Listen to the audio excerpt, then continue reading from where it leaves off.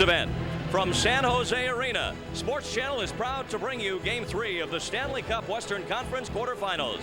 Everyone knows the series is tied, but what the outcome of this crucial contest will be is anyone's guess at the moment.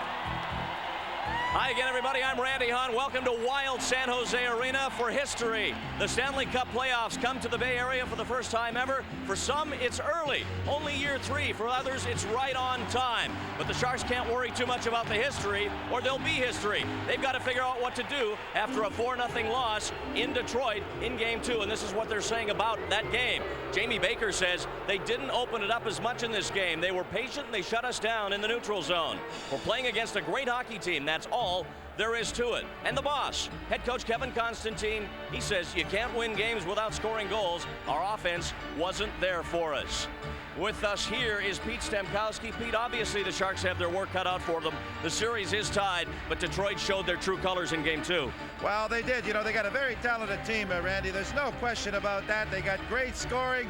You know, their goalkeeping is a little bit of a question mark, and I think what they did in Game 2 is they really got physical with the Sharks, and the Sharks are not a big, strong team, and that's exactly what the Red Wings did and softened the Sharks up. I think that's what the Sharks are going to have to turn around and do to the Detroit Red Wings here tonight.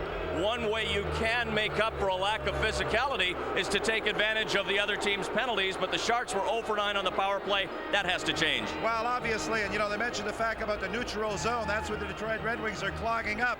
You get people like Igor Larionov, that line, they do not like to dump the puck in. So when people are standing up, it's difficult to penetrate. They're going to have to go in wide, get a defenseman wide, dump it in, and have people skating, get possession of that puck inside the blue line on the power play. As far as individuals are concerned, Pete, some of the players have not carried on with their great end of regular season performance into the playoffs. They have to make that step up in level. Well, obviously, you know, you expect certain things from your main 3 or 4 guys, but then those second guys got to come through. Those are the people that got to go out and give you an effort, and I don't think the Sharks really got that in these first 2 games. There's 18 guys dressed. Every guy who puts on a uniform and gets ice time has to do his job. It's playoff hockey. Everybody has to contribute. Now, there was so much said and written about Chris Osgood and his shutout performance in Game 2, but quite honestly, Pete, I didn't think the Sharks really challenged the rookie goalie all that much, and I don't know if there's such a thing as an easy shutout, but they've got to give him more shots to look at. Well, you know, it's penetration and getting those shots on goal. You know, one thing, you expect goalkeepers to make that first save, Randy, but you know, one thing the Sharks were not doing is going in for the second and third shot. Okay, Pete, here come the Sharks. Let's watch.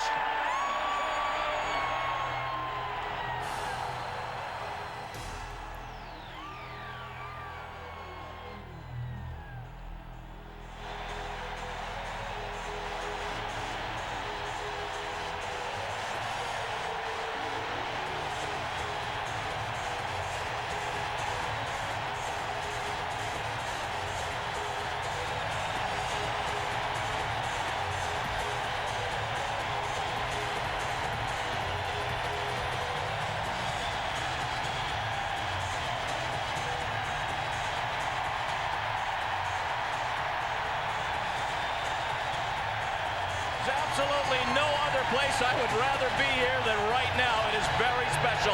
We have Game 3 of the Stanley Cup Playoffs coming up, brought to you by Budweiser. Beechwood Aged for a crisp, clean, classic taste. By the Discover card. It pays to discover. By Topps. With Topps, you own more than just a card. You own the game. By Southwest Airlines. Fly Southwest Airlines. It's just plain smart. By Chevrolet Trucks, the most dependable, longest-lasting trucks on the road. And by Gillette Sensor and the new Gillette Series. Gillette, the best a man can get. All you can say is wow. The playoffs come to San Jose. Game 3, next. Oh, say can you see by the dawn's early light what so proudly we hailed at the twilight's last gleaming, whose broad stripes and bright stars through the perilous fight o'er the ramparts we watched were so gallantly streaming, and the rocket's red glare, the bombs bursting in air, gave proof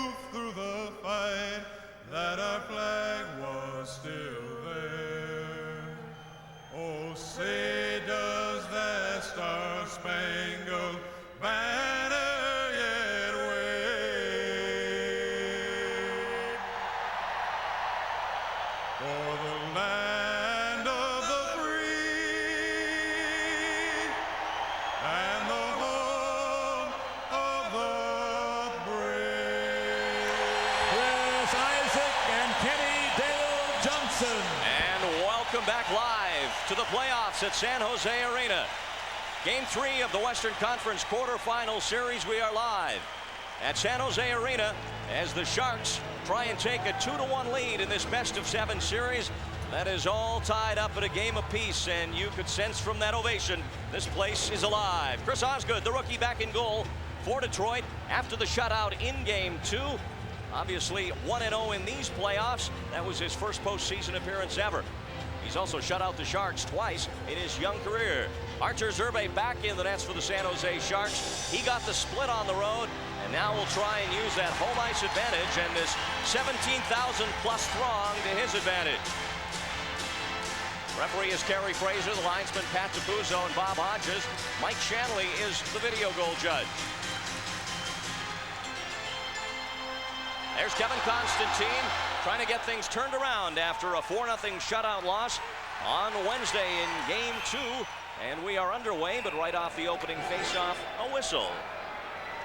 And we will drop the puck all over again, minus the first 8 seconds of the game. This telecast is presented by authority of the San Jose Sharks. It's intended solely for the private, non-commercial use of our audience. Any publication, reproduction, retransmission, or other use of the pictures, descriptions, or accounts of this game without the express written consent of the Sharks is strictly prohibited. Detroit starting that line that he did in Game 2 at Fedorov on the right side. He'll shift back to center probably, and Jamie Baker, Ray Whitney, and Pat Falloon starting for the Sharks. This is Steve Chason back on defense for Detroit. They played an almost perfect game in Game 2 to get the shutout. They shut the Sharks out in virtually every department. Here's Whitney. Shot kicked out by Osgood as Whitney released the wrist shot and got a quality opportunity early. Now the Wings clear it to the near side. This is Sean Burr up for Chason. He couldn't control it. Jamie Baker to the blue line. Whitney almost got the bounce he wanted. Now Konstantinov takes him hard into the corner. As Konstantinov ties up Whitney, more activity behind him. And the puck tied up by Garpenlov. Now it comes out to the Red Wings. Chris Draper to center for Detroit with Fedorov trailing. Draper trying to work his way down the right wing. Good work by Jeff Norton and also Igor Larionov back checking. Now here's Larionov to center. Pass left side for Garpenlov. Gobbled up by Kartner, and it's down into the Shark zone again. Here's Red Wing Bob Probert down into the boards. Crowd reacting to that as the puck comes through center ice right back to Terry Kartner. Ozelinch runs into Probert. Puck comes free to Sergei Makarov. His pass for Garpenlov off the mark. Garpenlov goes to the bench as the Sharks change on the fly. Gaetan Duchesne looking up the middle. Garpenlov, or Makarov rather, still on the ice. And it comes back to Vlasti Krupa. He turns it over at center ice. Sheldon Kennedy. Kennedy down the right side. Drops it back. They score. It's McCarty, and it's 1-0. Sharks getting caught here. A little bit of a line change, and the Red Wings able to take advantage. They're so good at tossing the puck around, give and go, and getting their first shot on the goal. And right now Kerry Fraser is heading over to the penalty bench, and there may be some sort of a dispute here on, there you see him going upstairs to check this thing out. With you see exactly what is going on here, and we'll take a look at the replay right here. Here comes Kennedy down the ice. He's going to throw it out in front. Now, does it go in off his skate, or does he actually shoot it? It looked like he may have got a piece of his skate on it. The follow-through was there with his stick, and the question now is, did he direct the puck in with his foot? If he did, it should not be a goal. We'll take a look right hand of your screen right there. You're going to see the puck crossing the line, but I don't think on that particular shot you can tell. And 2 minutes into the game, we've got another look at it. Here's the skate right there. See how it hits the skate? Now it's heading for the net right now. It doesn't appear that he gets his stick on it after that. This is going to be a very interesting call. Did he kick it, though? That's the question. It could go off his skate and still count. Well, Mike Shanley, the gentleman in the middle, and he will confer, as you saw him on the phone there, with Kerry Fraser, and they're going to let the goal stand. Well, you know, the one thing, it hits his skate and goes in, that's one thing. You can't help that. But if you direct it into the net, and it looks like it's intentional, it would not be any goal. So it counts.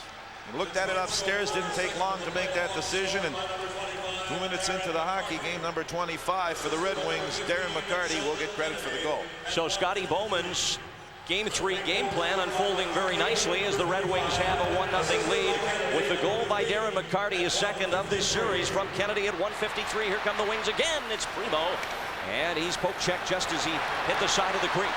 Sharks come back. Ulf Dahlin for Gaetan Duchesne. He'll pull up, throw it toward the net. Primo gloved it down ahead to Greg Johnson, and the Red Wings will come out to center. Ray Shepard. Nice feed up the wing, but it's broken up by Krupa, who was victimized on the goal. Now Dahlin has it hop over his stick back to Paul Coffey, and he takes it back. 2 men back for the Wings. Dahlin all alone, but he's good at holding the puck. He'll take it behind the net now against Lidstrom. Bring it back the other way in front.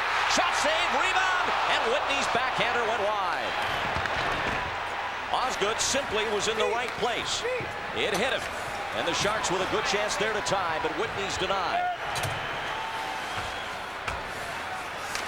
Now Sergei Fedorov. Up to center ice. Dino Cicero or Paul Coffey weaving through traffic. He's hooked. Loses possession. Penalty coming up to the Sharks as Pat Falloon touches up. And now the Sharks will be shorthanded. We pause with Detroit leading 1-0.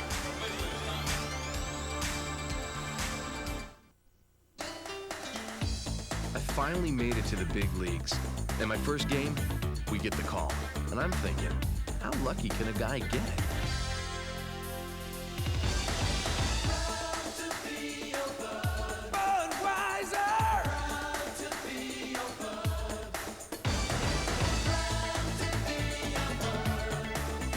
Beechwood aged for that fresh, distinctive taste. Crisp, clean, classic.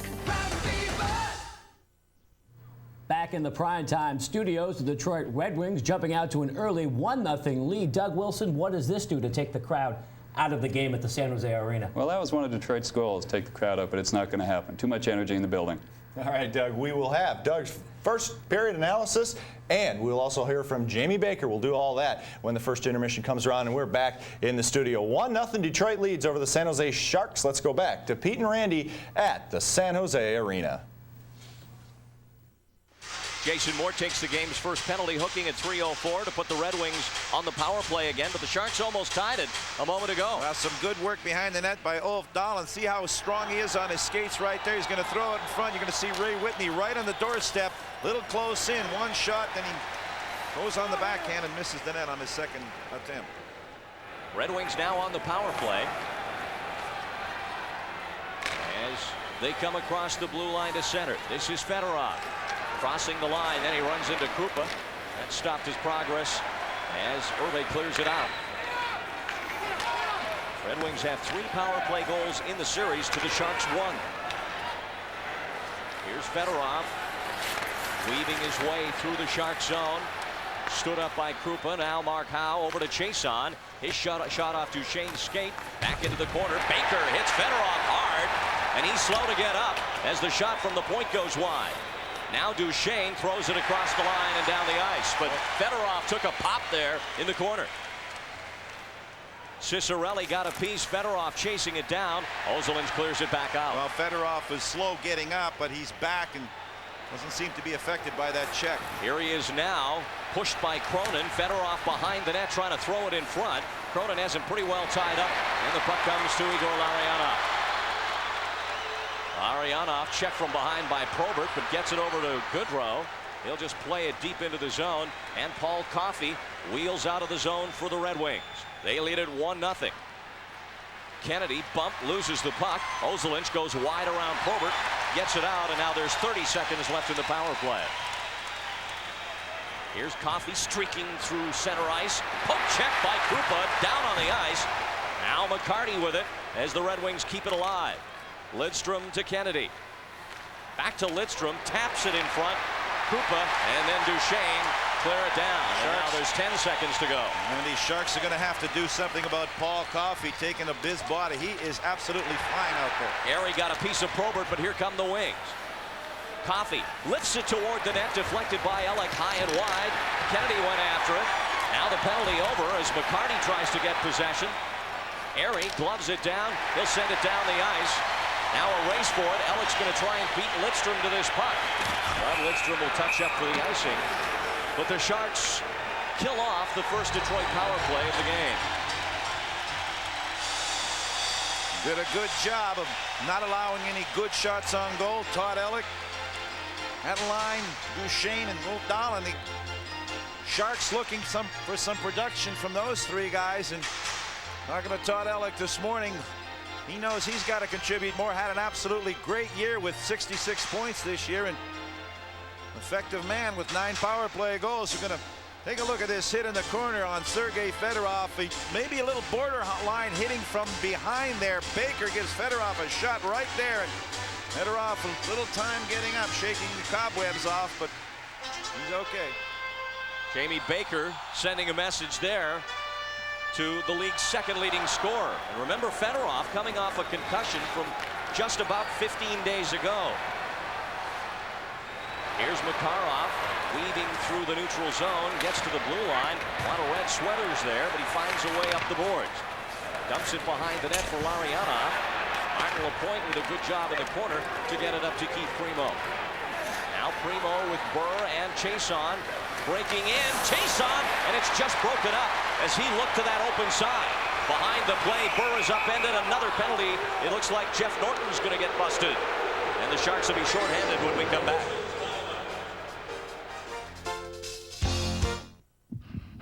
The game. Some just play it, others own it. The ones who own it see what no one else sees and know what no one else knows. Nobody knows the game like Topps. Topps gives you the players you want, the stats that matter, and pictures that tell the whole story. Own Topps, and you own more than a card. You own the game. From Gillette comes a revolutionary form of antiperspirant protection. Gillette Clear Gel Antiperspirant. Because it's a clear, clean, powerful gel, it goes on smoothly with no white residue to form an invisible barrier of protection. All-day protection against both wetness and odor. Gillette Clear Gel Antiperspirant. One of the advanced deodorants and antiperspirants in the Gillette series. Jeff Norton takes the second consecutive Sharks penalty in this opening period, tripping the call at 5:53, and that's not his trademark. He took only 36 minutes all year. There's the playoff numbers through games 1 and 2. And the Red Wings 3 for 11 at a rate of 27%, which over the stretch of a season would be exceptional. Here's Sergei Fedorov. Gets past Peterson up to Cicerelli. And that one comes back out. Now Peterson with a break, but Paul Coffey, one of the fastest skaters in the game, still at the age of 33, was able to quickly catch up. Not too many guys in this league are going to beat Paul Coffey in a foot race, that's for sure. Here's Fedorov, who might be one that could. Behind the net to Cicerelli. Peterson there again, sweeps it aside. Gaetan Duchesne out. And now the Sharks come up. Killing this penalty, he'll just flip it deep. 13:23 to go. First period, 1-0 Detroit on Darren McCarty's second goal of this series. It came just a minute 53 in. Now Keith Primo lost it on the left side. Red Wings change up their power play as Coffey comes out of his zone. Coffey allegedly with a bad back. You wouldn't know it watching him skate. Behind the net, Ray Shepherd. Cronin trying to interfere with him and does. Lidstrom now runs into Goodrow. Puck comes free. Here's Larionov now. He's got Cronin with, but he'll turn away. And burn off some more with his power play against. Now down to 38 seconds. Wings forced back now, and they're a little more frustrated on this power play than they were in the first. They're just having trouble getting organized. Here's Peterson again against Chason. To the corner, throws it in front. Shot saved by Osgood as Duchesne one-timed it, but the rookie made the save. Now Johnson the other way. Shepherd across for Primo, and Irve with a stop. Johnson tied up in the corner. Sharks clear it up into the seats with 4 seconds left in the penalty to Jeff Norton. Chances at both ends here. Irve coming up big. He's tapping his defense, saying good job. You just keep those guys out. I'll handle those shots from long range. You just make sure there's nobody on the doorstep for the rebounds or the deflections. And so far down at the other end, Osgood, the rookie, has come up with his most difficult save of the game right here. Tom Peterson wide, fights off the check. Mark Howe then goes after him, and that leaves the net wide open in front. Duchesne breaking in, gets pretty good wood on that one, and here comes that play by Brimo. He's going, and he's got that long reach. Gets the stick on the ice, but Herbe was slid across to kick that one aside. Artur Zerbe facing just 2 shots so far in the game, but 1 has gone in as the Red Wings lead 1-0 with 12:11 left to go. Jeff Norton, 4 seconds away from coming out of the box as you see Kerry Fraser, the referee, over to talk to the Sharks bench right now. I think there's something with the clock. Either they need some time, lose some time or something, and that's when Kerry Fraser has to go get that thing straightened out, and then he has to go to both benches, explain first to Kevin Constantine, then over to Scotty Bowman exactly what is going on, and so they're both fully aware of what the situation is. Red Wings still with a 1-man advantage, so an important face-off here. And there's the shot by Probert, and Herbe with the stop. Now Norton's out, the penalty's over. But Probert's got the puck. Wrestling it away from Larionov, feeds Kennedy. Kennedy down low, looking to get it back. Broken up by Garpenlov. As McCarty threw the pass in front, but Johan was there. And now Cronin will flick the backhand up to the neutral zone. Well, with all the penalty killing so far, the Sharks haven't had too many even strength situations, which obviously you prefer to get your regular lines out there. And now we'll see if they can get things going. They've had some quality chances so far, no question. Whitney, and then as you just saw moments ago, Gaetan Duchesne. Here's Makarov. 30 goals in the regular season to lead the Sharks. Up for Garpenlov. Konstantinov got a piece of him. And then Johan knocks down number 16. Wings come out of the zone with it. Draper in a race with Larionov, but Herbe all the way out to the corner. Played it well and throws it up to Garpenlov. Now back to Makarov. Pressured by Sean Burr. Knocked back again, and the Red Wings up there to forecheck and really force the hand of the Sharks so far in this first period. Makarov gets away from Burr there. Now Norton across the line, but offside on the left side. It was Broderi. We pause with 10:54 left here in the first period. 1-0 Detroit. At Southwest Airlines, we're celebrating our new service to Orange County. That means you can fly to any of 4 LA area airports for just $69. And we think that calls for a little toast. Southwest Airlines, it's just plain smart. Because most of our flights are short, this is what our meals look like on Southwest Airlines. It's also what our fares look like. Southwest Airlines, it's just plain smart. 1-0 Detroit here in the first period. Now let's check in with Casey Shaughnessy. Randy and Pete, among tonight's special fans here at the playoff game is Stafford head coach Bill Walsh. And as a member of the coaching fraternity, you must be very pleased for Kevin Constantine and the turnaround he's accomplished this year. Well, it's unbelievable. I've never seen anything like it. To turn a team around and become a playoff team in just 1 year is amazing. I hope you enjoyed tonight's game. Thanks for your time. Thank you. Okay, back to you guys. Boy, talk about faces in the crowd. Just below Bill Walsh there like to the right. We know. David Bruce, who is with Kansas City. That's There's him right David. there. Get him a little prime camera time. Looks like he's still in game shape. Up to watch. Able to pull him down here if the situation arises. Of course, a big part of the first 2 years of the Sharks this past season with the Blades in the International Hockey League. Now Chris Draper for the Red Wings. He brings it across the blue line. Has LaPointe in front. And it's blocked by Herbe. Krupa trying to get rid of it, but he's checked. Right through the slot. Burr and LaPointe both there. Neither saw it. Now Erie picks up LaPointe, but Burr creams Krupa. He's slow to get up as play continues down at the other end. Dahlin pinned along the boards. And now the puck comes out to Steve Chason. But did Sean Burr ever nail Blasty Krupa? Welcome to playoff hockey, kid. Head down, you're going to get hit. Balloon touches it up to center, but Baker can't reach as the veteran Dino Ciccarelli, who's been in so many of these postseason wars, drives it into the zone. Cronin gets it from Herbe, sends it up the boards, held in by Lidstrom. Now Lidstrom tried to push it up the wing. That's stolen. Here's Whitney with Balloon. The pass too far for Pat Falloon. Fedorov had tied him up. The fans want an interference call, but they're not going to get it there. And now the Sharks chase back out to center. It's called picking up your man, and that's what Fedorov did. You know, that's what the Wings are doing, no different than game 2. Look at that neutral zone. There's 4 Red Wings sitting there. Tough for the Sharks to get over the blue line. Here's Coffey now. Cronin back there. He gets around it. Kozlov in front looking for the pass, but it rolled off Coffey's stick, and Irbe will cover up in the crease. Well, a reminder that tonight's Western Conference quarterfinal brought to you as an unscrambled special bonus. If you want to catch Warrior playoff action, you're going to need to subscribe by calling your local cable company or 1-800-926-SPORT. Warriors playoffs coming up soon, so make sure you sign up as the NBA postseason just around the corner.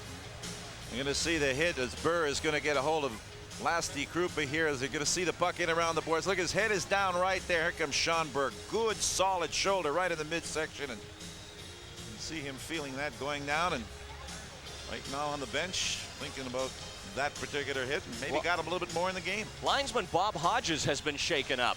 And as we look at Krupa, Sharks trainer Tommy Woodcock is treating the linesman, giving him a little work on his or on his wrist rather, and Hodges evidently must have jammed that along the boards or in a collision. Well, you know, there are standby officials at the game if something should happen to Carey Fraser. Dennis LaRue is here, and Leon Stickle is the standby linesman just in case something should come up like this. We're going to see what happened here. Watch the top of the screen, and it will be a slash coming up on the top left-hand side of the screen along the boards. There he is. He's on the boards looking for the blue line. You're going to see the stick right there. See that stick? The white tape gets him right there, right on the hand. A little treatment from Tommy Woodcock, and Bob Hodges is set and ready to go. Little slash isn't going to take him out of the play. Here's Larionov now as the Sharks are trying to tie things up down 1-0. He'll dump it in, which he rarely does, but the Red Wings have done such a good job of standing the Sharks up at the blue line. They know the tendency of wanting to carry the line. Here's Makarov, Larionov, across for Ozolinsh. Probert had him occupied, that's up in the crowd.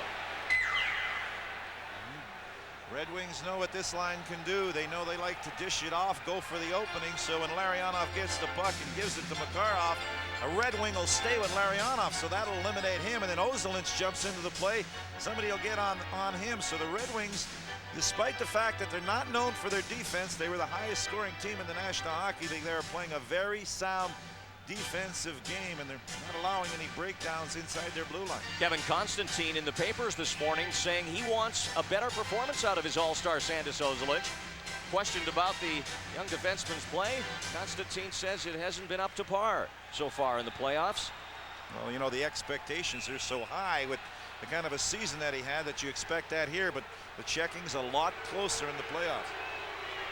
Well, Konstantinov and Duchesne are dueling just outside the face-off circle. And they go again, a little extracurriculars away from the face-off. Konstantinov had, I thought, an outstanding game too, but he plays a very physical and in some people's minds borderline dirty style. Here's Draper trying to go wide on Peterson, drops the backhand pass off the skate of Krupa. Wanted Schonberg now, a shot from the point by Jason. That just skips wide. Red Wings send it ahead again. Burr gets a piece of it, but Peterson will play it up to center. Here's Dahlin through the middle for Todd Elliott. He'll turn away. Elliott now across the line for Ozolinsh. That's poked away, and the Sharks are forced out of the zone again. Pass by Norton behind Elliott. Now Jeff Norton with it. Throws it across left side. Ozolinsh wanted a shot. It wasn't there. Left it for Dahlin, or Elliott rather, and it was broken up, and the Sharks are forced back again. Seems like they're crossing that line, Pete, and then the play inside the blue line is breaking down. Here's Primo with a steal. Has a bad angle. Throws it up the middle, but Larionov was there to pick it off. Now Garpenlov ahead for Larionov. Igor Larionov takes a shot. That deflects off Mark Howe high into the first deck here at San Jose Arena. Igor Larionov shooting that puck, and like you said, Randy, they don't dump the puck that often, but Igor carrying the puck down the ice looking for his line mates, not there. They had went off on a line change, and actually they're still on the ice, and there you see his career points. in 21 games. Good post-season player. Well, Larionov, of course, centering the premier line. Here's the two-game summary. Sharks have been outscored 8-5, and they've been outshot by an average of 9 shots a game. The power play, the most significant stat of all, though. They're 1 for 13. Here's a break for Larionov. Left side, tried to get it to Makarov. It was broken up. Now a shot by Norton. That's gloved by Osgood. Then a shove after the fact. And some sticks up as Kartner slashed Norton. Well, Norton really pushed a Red Wing player into the net there. Good save there by Osgood off Norton. I tell you, this kid for a young 21-year-old, really sharp. A lot of poise in there. You're going to see a quick shot coming up. You see Norton right there taking Kartner in. Garpenloff is also involved there, and there's big Keith Primo. See him coming down on you. You look for somebody else on the ice to grab a hold of. 6'4", 225 pounds, but this youngster right here, Chris Osgood, the last 2 games he's played against the Sharks, he has shut them out. That's right. In the final regular season meeting back on February 26th, he got a shutout, part of his back-to-back shutouts. And then another one in game 2. Here's Paul Coffey. Red Wings flood the zone, get everybody inside. Now Cronin pushes it back up to the blue line. Whitney to Erie. And the Sharks send it in. Osgood for Coffey. Erie got a piece of him. Now Whitney with the loose puck along the boards. Lost it as he was checked by Coffey. And Sergei Fedorov comes to center. With Cicerelli and Kozlov. Pulls up, does that button hook at the blue line. Cicerelli scores! What a shot by Dino Cicerelli. Picked the top right-hand corner, and the Red Wings lead 2-0. I think he caught Artur Zerbe. What a shot. And that was upstairs, up over the shoulder, but well, you can see the puck savvy of Paul Coffey. So good with the puck, and he gets it instead of dumping it in deep. He gets the blue line, allows his players to get themselves in good position, and Fedorov has it right there. He holds on. Look at the shot right there, upstairs underneath the crossbar, and no screen or anything like that. Just a real good shot by Dino Cicerelli. Coffey over to Fedorov. Now Fedorov gets the line right there, looking around to see who's open. There's Cicerelli right from the circle. Boom, upstairs in the net. And it's 2-0 Detroit. I don't think Urbe was set number 1, and I think Cronin coming across may have screened him a little bit, but it's 2-0 Red Wings as they open it up early here in the first period. Fedorov and Coffey assist on Cicerelli's second of the playoffs at 12:53. Here's Dahlin with a blast. And he wanted topside on that one, but got too much wood under it. And it's in the crowd. Well, Dino Cicerelli getting his 500th goal this year. Getting some instructions over on the bench. And I don't think too many people have to tell him how to play this game. 32 years of age. He's had a couple of 50-goal years in the National Hockey League. He's had 3 40-goal years in this league. So offensively, he still can do it for the Red Wings. That was his 55th career playoff goal. Sharks are going to have to get out of the zone here. The delay offside. Doesn't matter now. The Red Wings to center. McCarty double team. Puck comes free. Pass across the ice. Nobody home for Detroit. Dahlin will send it back out to center. But the Red Wings have come into San Jose Arena and for the moment taken this raucous crowd at the start of the game out of it. They're up 2-0. Here's a shot by Probert, and Urbe's got this one, but this line continues to be so productive for the Red Wings. 2-0. We'll be back.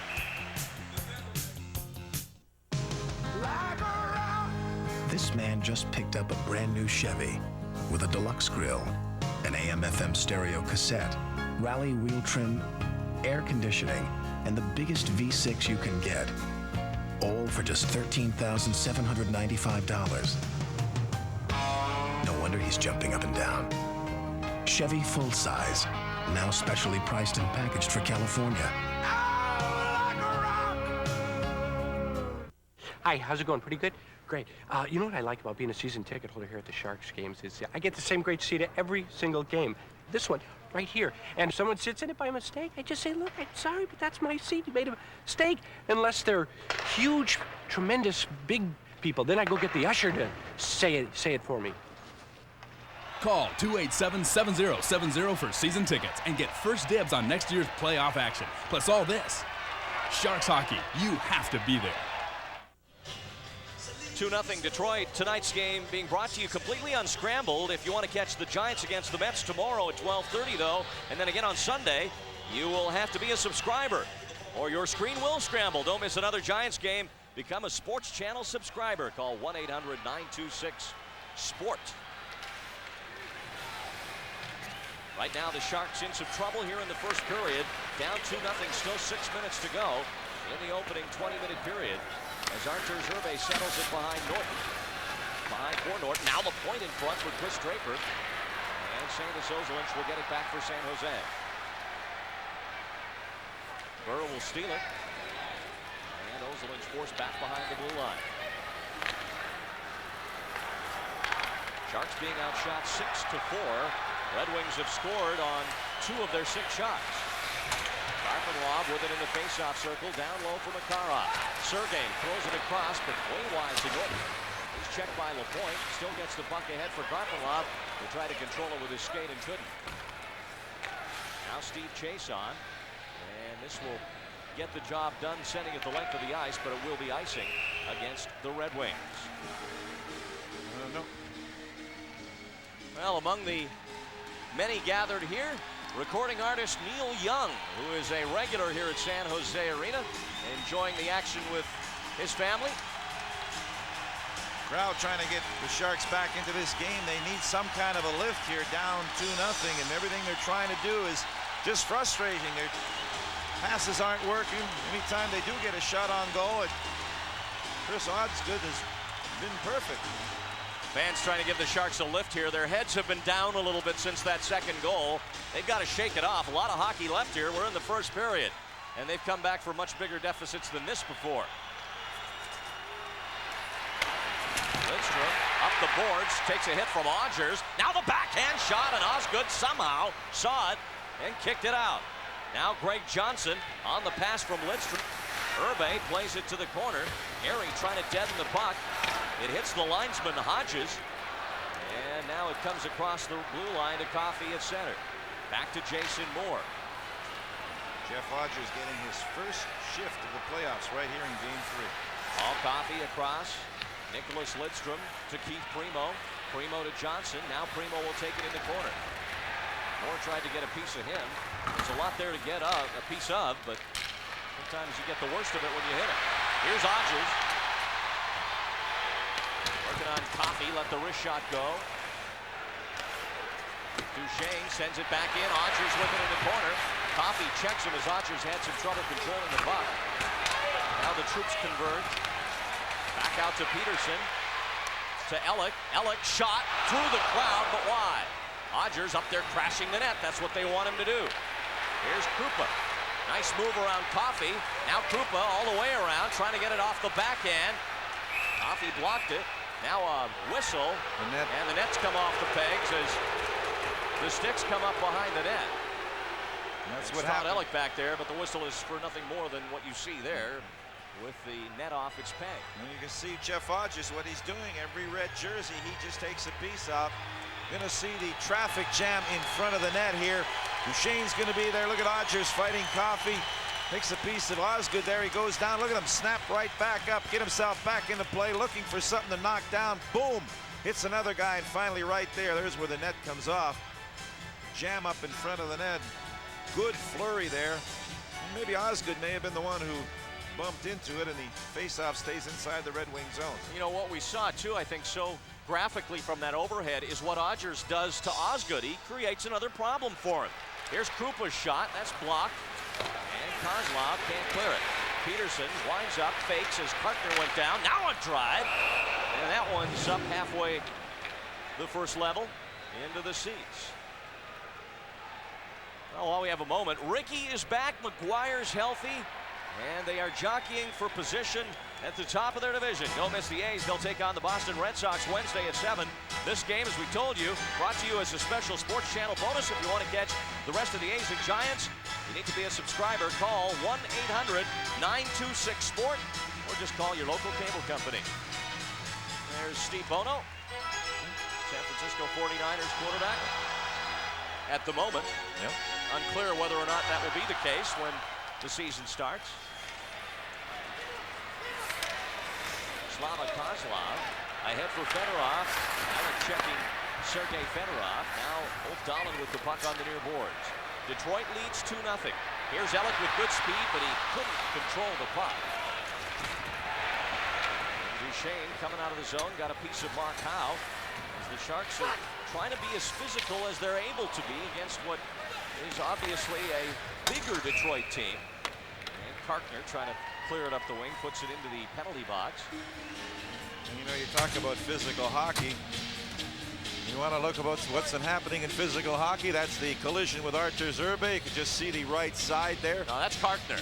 Well, that's Karkner. Got that in practice, I'm sorry. But I'll say Primoz looks just about like him as far as his face is concerned. He's got that eye pretty well closed too. So this is what you go through when you're a hockey player. There's Primo. He's got the other side. So one guy's got the shiner on the right. That was his collision with Artur Zerbe. And showed you Terry Karkner, who got a puck in the face in practice yesterday. Well, there goes his GQ cover. That's what happens when you get a blocker in the face, which is what Primo got. Ozolin's trying to set up Garpenlov at the line.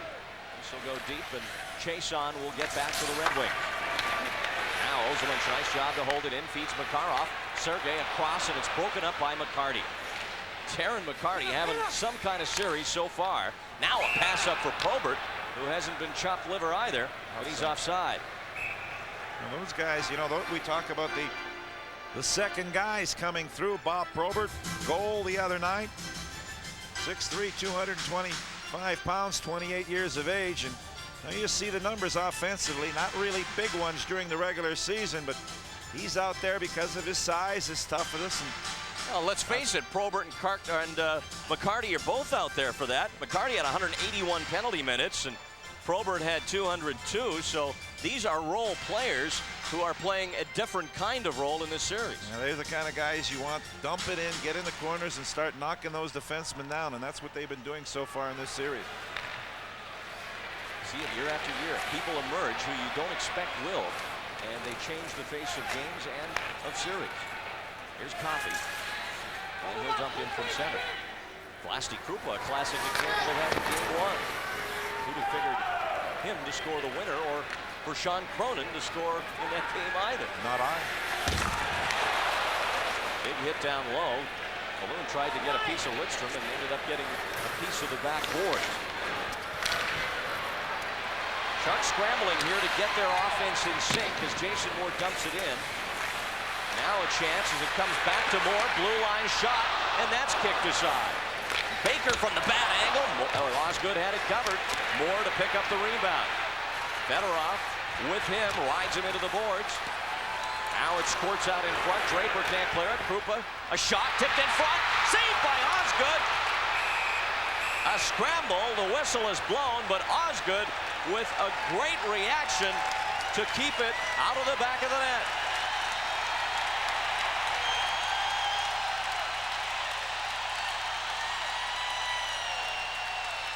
Well, there's no hesitation now. The Sharks, and you can't have that when you're inside that defensive zone. That first man has to go after the puck. The second guy will come in and pick it up, and some good hard work, and that's what's producing these chances right here. Look at Ray Whitney just at the last minute.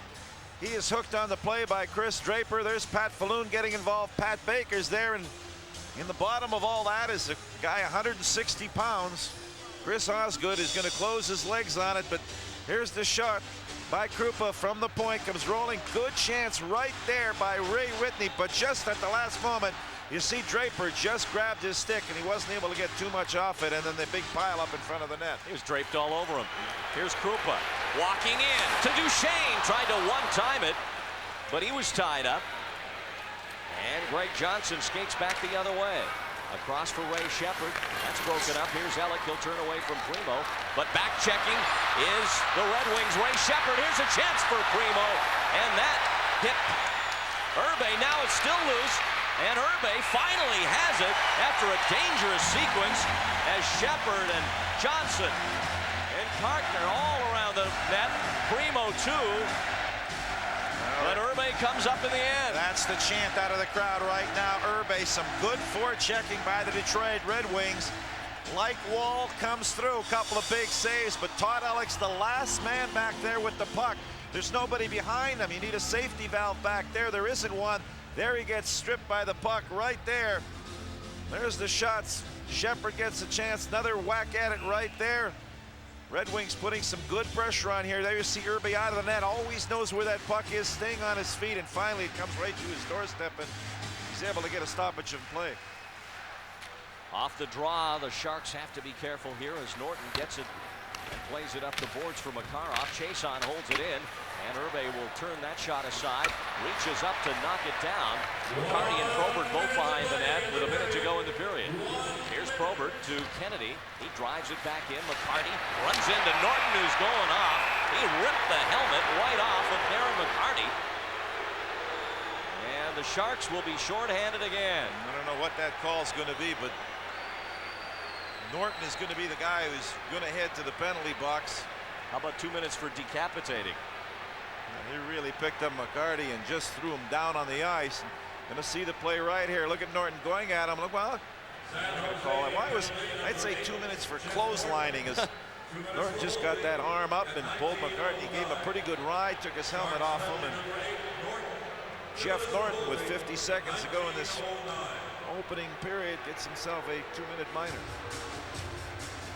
Second penalty to Norton, and again, so uncharacteristic for Jeff Norton. He's just found himself in situations tonight. Detroit up 2-0. Both their goals have been even strength. Now they go to the power play for the third time. Coffey on the right point with Lidstrom at the left. They play it down low to Kozlov. Back to Coffey. He drives it off Jamie Baker, and Duchesne will clear it to center. Jamie Baker, such an excellent defensive player, gets that body down. Coffey lets it go, and he's able to block it, and the Sharks able to get it out of the zone. Coffey tried to slap it in, and it went off the glass. Well, every penalty kill is important, but this one is especially so. Down 3-0 early is something you want to avoid against Detroit. Yeah, absolutely, especially late in the period. You know, things haven't gone well this period. Sharks have been coming on, got a little momentum going here in the second half of this first period. Got some good scoring opportunities as him and Wayne Thomas over on the Shark bench, and of course the winningest coach in hockey is Scotty Bowman over on the other side, back of the Red Wings. And 29 seconds to go. This face-off coming up at the outside the zone. So Norton will, unless the Red Wings score quickly here, spend the rest of the period in the box, and the power play will continue on over into the second period as Coffey has it at center, dumps it in. Now Irby to settle it. Kozlov pressuring him. Cicerelli couldn't handle it, and Baker will send it back out. Under 10 seconds now.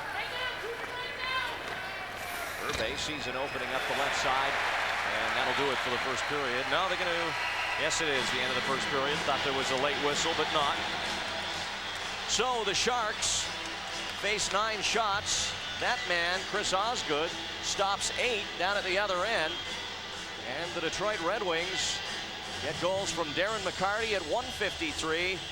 And then a goal from Dino Cicerelli 11 minutes later. At the end of period number 1 here at San Jose Arena, it's the Detroit Red Wings 2, Sharks nothing. Now back to the Sports Channel studio.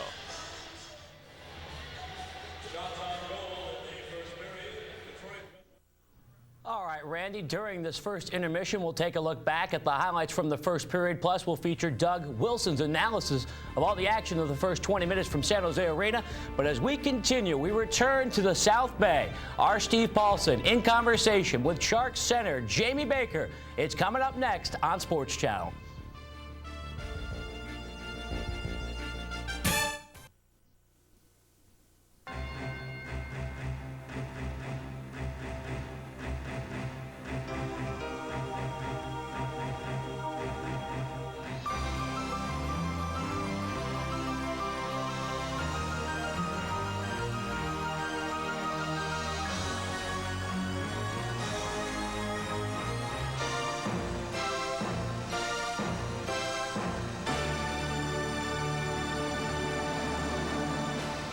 On Sports Channel, we are in the first intermission. It's the Western Conference Quarterfinals, Game 3, the Detroit Red Wings and the San Jose Sharks.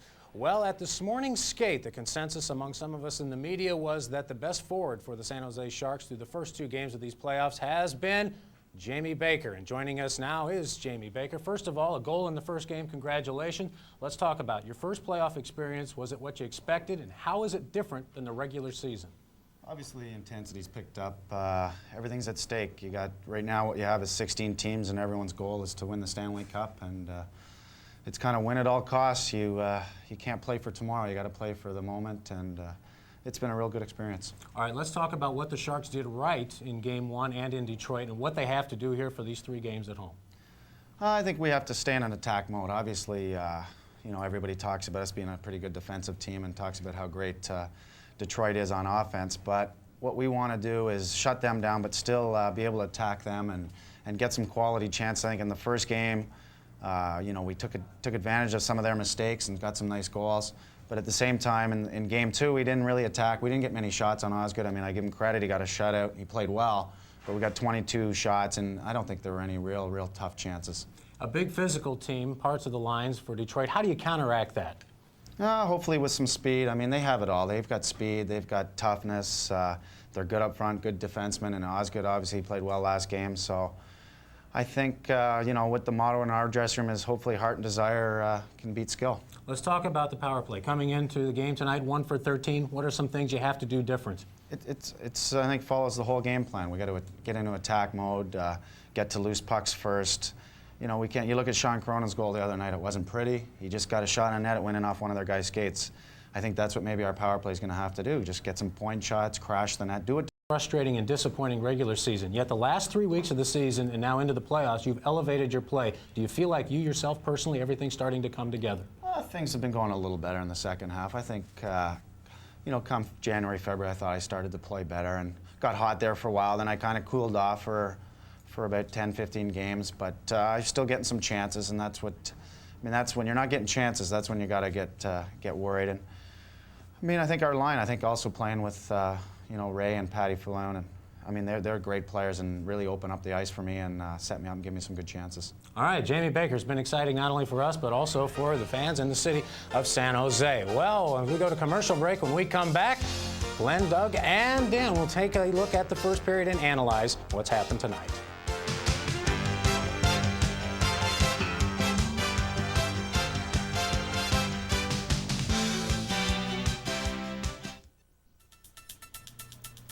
Welcome back to the special edition of Sports Channel Primetime. They have played 20 minutes at the San Jose Arena. The Detroit Red Wings lead in Game 3, 2-0. Cicerelli and Darren McCarty, 2 goals for the Detroit Red Wings. Doug, it looks like maybe the Sharks a little lethargic, and you've seen them kind of falling into that Detroit game plan a little bit. Well, it's a little bit too wide open. That's Detroit's. That works in their favor. Sharks have to slow it down, regroup a little bit. I'm sure Kevin will be talking right now about getting it under control. And remember now, there was a controversial goal back in Game 1 as well. We had one in Game 3, the first goal of the night. Had one in Game 1 as well. Both of the calls went against the Sharks. And if you remember in Game 1, it was Greg Johnson's goal.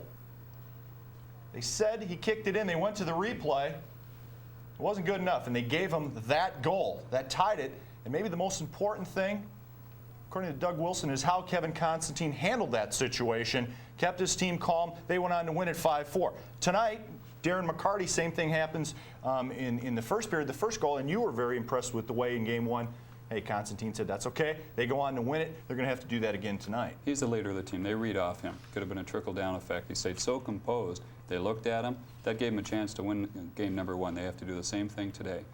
Very impressive for a coach in his first Stanley Cup playoffs. In the pregame edition of Primetime, we talked about a defensive breakdown by the Sharks earlier in the season series, where the spacing became a problem, and we saw it again in the first period on the Cicerelli goal. It really was. You know, Sergei Fedorov is too good a player to give that much of a gap to. You see right here, he's a world-class player. Jason Moore has got to be up in his face. Again, as we talked, Jerry Race, you give him that much room, he's going to beat you for a TD every time. He looks up. Jason's got to get him right now. He gets the blue line, he can turn back, which he's going to do. Now he's going to come at him. The damage is done. Feeds a puck to Cicerelli, blasts it top shelf. You've got to close that gap to be successful against the Detroit Red Wings. You also said it was only a matter of time before Fedorov got in on the scoring. Well, he's too good a player. You're not going to eliminate him completely from games like this, but what you want to do is limit it. And with Stevie Yzerman out, you've got to put special attention on Sergei. Are you surprised the play has not turned more physical in Game 3 tonight? Well, I think one of the reasons is that Detroit's handled the puck so much. You know, they have forechecked on times, but they've controlled it. Fedorov is handling it. The McCarty, Probert, Kennedy line is playing extremely well, too. Doug, what do the Sharks got to do to get through on Chris Osgood? Well, he's been awfully, you know, shut him out in Game 2, and again, really didn't have any great opportunities at him in Game 3 so far through the first period. Well, puck possession is very important. You have to get it in their end and get some shots. As you saw a couple of times, Bob Airey and Jeff Odgers were crashing the net, trying to make it uncomfortable. But unless you're getting the puck and shooting it at the net, you can't create that havoc that you need. And Jeff Odgers, some playing time. We haven't seen him in Game 1 and 2. Well, Odgie, you knew that was going to get in. He's such an intense guy. He's a leader on the team. He will go to front of the net. He'll take the abuse, as Bob Airey will, and create the commotion that you need to be successful. What's going on in the locker room right now, having been there? What's Kevin Constantine saying to his club? Well, I think he's trying to keep him under control. That composure that we talked about is very impressive for a 35-year-old coach in his first Stanley Cup. He believes in him. You've got to come. There's lots of time left in this game. I think you'll try and see them slow it down, control the puck a little bit more. I'm looking for much better things out of them in the second period. What key adjustments would you make? It's a control thing. You can't dump the puck in. You're going to have to try and make some plays. Eat it up, because if you have the puck, you're keeping it out of the hands of Fedorov and Coffey, etc. We'll be back with your analysis at the second intermission. As things stand right now at the end of the first, the Detroit Red Wings leading the San Jose Sharks 2-0. We're heading back to the San Jose Arena. Randy Hahn and Pete Stemkowski coming up next.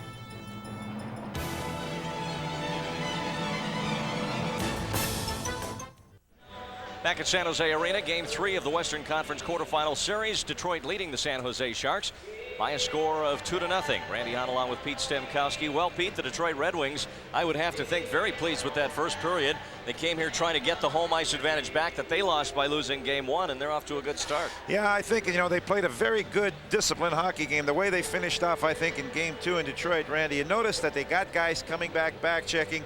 They're a team that was known to stick everybody up, and, you know, whatever happens back there, maybe the defenseman, goalkeeper will come up with the save. But you notice when they lose possession of the puck inside the Shark zone, they're putting their heads down and coming back to help. And the Sharks have just really been frustrated by that kind of defensive play by the Detroit Red Wings. And some unlikely heroes are emerging, at least in the goal-scoring column for the Detroit Red Wings, as we go to the highlights now. And this guy, Darren McCarty, who gets the first goal, has had a great series. Well, McCarty gets the puck on a giveaway by Krupa, and there he, see, look right there as he gains the line right there and then throws it out in front. And there goes the throw in front. Kennedy's the one who got the puck, throws it out in front. Boom, it's in the net. They looked at that one again, and that one was okay. That made it 1-0 for Detroit. Now you're going to see the Sharks give up the line once again. Here's Fedorov with the puck's going to look around. Just a great shot by Dino Ciccarelli right from the spot. Look at that, right there, and just up over the shoulder of Artur Zerbe, and that was the second goal of that period by the Detroit Red Wings.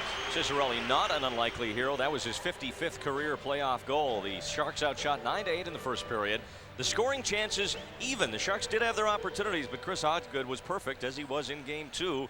Detroit with a couple of power plays, and in fact they will begin the second period with the man advantage for a minute 9. The Red Wings, very disciplined so far. They have yet to take a penalty, so the Sharks with both sides of the dilemma. Game 2, they had all the power plays. They couldn't score on 9 chances.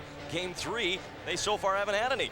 No, they haven't, and you know that's the thing with Detroit is that they're playing the body, they're playing smart kind of hockey, and you know when you get frustrated, that's when you take penalties. You got to play aggressive, and sometimes when you play aggressive, you are going to take penalties. The thing with the Sharks, they can't take lazy penalties, and you notice, Randy, towards the end of that first period, they started to dump the puck in a little bit, and they started to go to work a little bit, doing some forechecking, and they did get some scoring opportunities, but so far they just can't get anything past the rookie goalkeeper, Chris Osgood. All right, there are other games around the National Hockey League playoff circuit tonight. Let's check the out-of-town scoreboard now and get you caught up on some of the other series.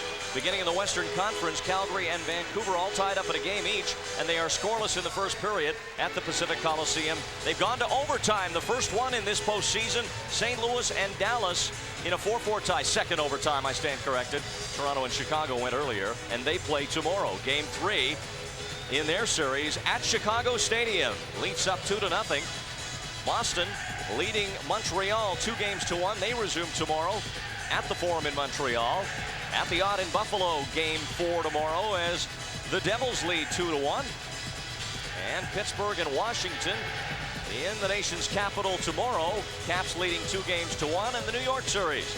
Rangers dominating so far, up 3-0. They can end it tomorrow, or on Sunday rather, on the island.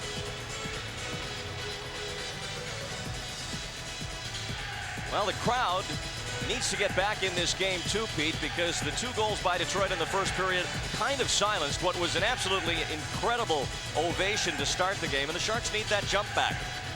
Well, they do. The crowd was taken out of it a little bit in that first period, obviously, with the Detroit Red Wings getting those 2 goals. And right now, a bit of a battle to kill this penalty. Jeff Norton, 1:09, but something a goal and something good, and Sharks will be very much part of this hockey game. Time to check in with Casey Shaughnessy. Randy and Pete, we're here with Chris Isaac and Kenny Dale Johnson. They sang the national anthem tonight, and they've got a prediction for how this series is going to go. In 5, right, Kenny? 5. You fellas are predicting a sweep here at home, then? Absolutely. Big time, big time. Absolutely. Watch out, there's a puck. Back to you guys. All right. Well, I'm not predicting a sweep. Well, no. But I think it's going to be difficult. I think it's difficult for any of the 2 teams here to sweep all 3 games. There's Jeff Norton applying a little tape to his socks, pair of those knee pads, and he's got some time to do that. He's in the penalty box for another 1:09. Second period now. Here in game 3, Detroit up 2-0. And they are on the power play. They have Coffey out with Lidstrom, Fedorov, Primo, and Shepard as they give a little different look. So many weapons. There's so many different permutations of the power play that are possible for Scotty Bowman. Here is Ray Shepard, a 50-plus goal man in the regular season. Hasn't scored yet in this series. Fedorov behind the net, sends it out to Lidstrom. Now Paul Coffey, back to Lidstrom, the one-timer deflects, and that's up in the seats off Jamie Baker. Now just a reminder that tonight's playoff game brought to you unscrambled as a special bonus from Sports Channel. If you want to catch Warrior playoff action that's right around the corner, you're going to need to subscribe. Call your local cable company or 1-800-926-SPORT. Sharks changing their defense. They're going to leave Baker and Duchesne back up front. Notice those penalty killers. They are playing high, not allowing that good shot. Lidstrom and Coffey, both guys with good shots from the point. And those penalty killers, Baker and Duchesne, are challenging him right away. And once again, you can see Baker there sliding on front and getting a piece of that one and knocking it up over the glass and getting a stoppage in play. Look at one of the hardworking crew here at San Jose Arena, bringing us the pictures that you see. And glad to be with you here on Sports Channel tonight. Glad you're along. We're here for all 3 home games of this middle part of the series as Nicholas Lidstrom controls it behind his own net, and so far the Sharks have pretty much contained the Red Wings to their side of center. Now Keith Primo got around Sean Cronin, throws it back for Coffey. He fans. Lidstrom draws it back. Out to the far side, Cronin trying to clear it. Can't. Penalty almost over. Coffey to the circle, wanted Fedorov there. Now Cronin with it, lost it. Here's Fedorov on the wrap. Shot by Primo on the backhand, and he lifted it too high. But what a golden opportunity for him. Sharks back at full strength, but the Red Wings still coming. Shot saved by Irbe, still loose. He's got it again. Or it hit the pipe. Now Shepard throws it out. Here's Coffey chopping at it. Irbe's got it now. Ray Shepard just had an out right on the doorstep. A 50-goal scorer about 2.5 feet out in front. I believe he hit the goalpost, but what happens? The Sharks come out of the penalty box. Jeff Norton is a defenseman, so he has to take up a forward position. So a little bit of running around there and some anxious moments. Here you're going to see the shot coming in behind. There's Shepard shooting it. Irbe's down on his knees right there, Ray Shepard, and that shot right there, a little close to his body, hit the goalpost right there, and the puck is bouncing and bouncing, and finally Arturs Irbe stops it, and the Sharks get some fresh people on the ice. 11th save for Irbe. Now the Sharks done with killing the penalty, try to get back on track as Konstantinov loses his helmet in a tussle along the boards with Garpenlov. He throws it right back into the middle of the pile. Directed it that way with his stick. Now Larionov gets a good bounce, a 2-on-1 with Ozolic. Igor Larionov back to Ozolic. Shoot, saved by Osgood, and Larionov was just late on the rebound. McCarty dumps it back up to center, and Norton retreats for the Sharks. That one hit Kennedy's stick. He'll take a shot, and almost came to Probert. Now McCarty a drive. That's blocked. Makarov wheels the blind backhander past Garpenlov. Irbe now with Probert bearing down. Pushes it to the corner. Norton took his eye off it, couldn't make the play. Now Garpenlov as the Sharks get it back. Up to Ozolic, to Larionov. Larionov back for Garpenlov. Back across for Makarov. To Ozolic, and it's just wide. Best passing sequence we've seen from that line in the last couple of games. That pass hits Ozolin's skate. Now Makarov dumping it in as the Sharks are in the middle of a line change. And the Wings want to change up too, and they'll take the icing call to get it done. We pause with 17-11 left in the second period. 2-0 Detroit.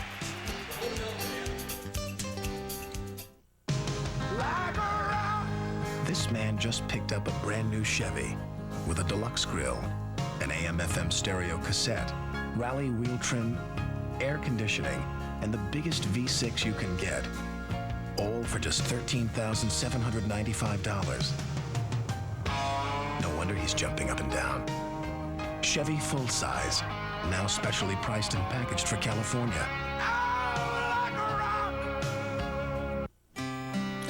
I've got this friend who owns a business, and he has some real good people working for him. So I told him to sign him up for Great Western Direct Deposit. On paydays, their money will go into their checking account automatically. No rushing to the bank, no waiting in line, and they'll save money. See, Great Western throws in a regular checking account with no monthly service charges. So if you've got employees, offer them Great Western Direct Deposit. I've got it. 2-0 Red Wings. This series all tied up at a game each. This is game 3 of the best of 7.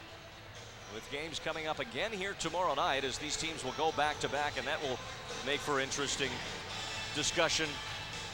As you look at the shots, Red Wings 13 to the Sharks 9. Best of 7, Randy, that now has become a best of 5. That's right. 7 minus 2 equals 5. Very good, Pete. Now you know what Pete does between games.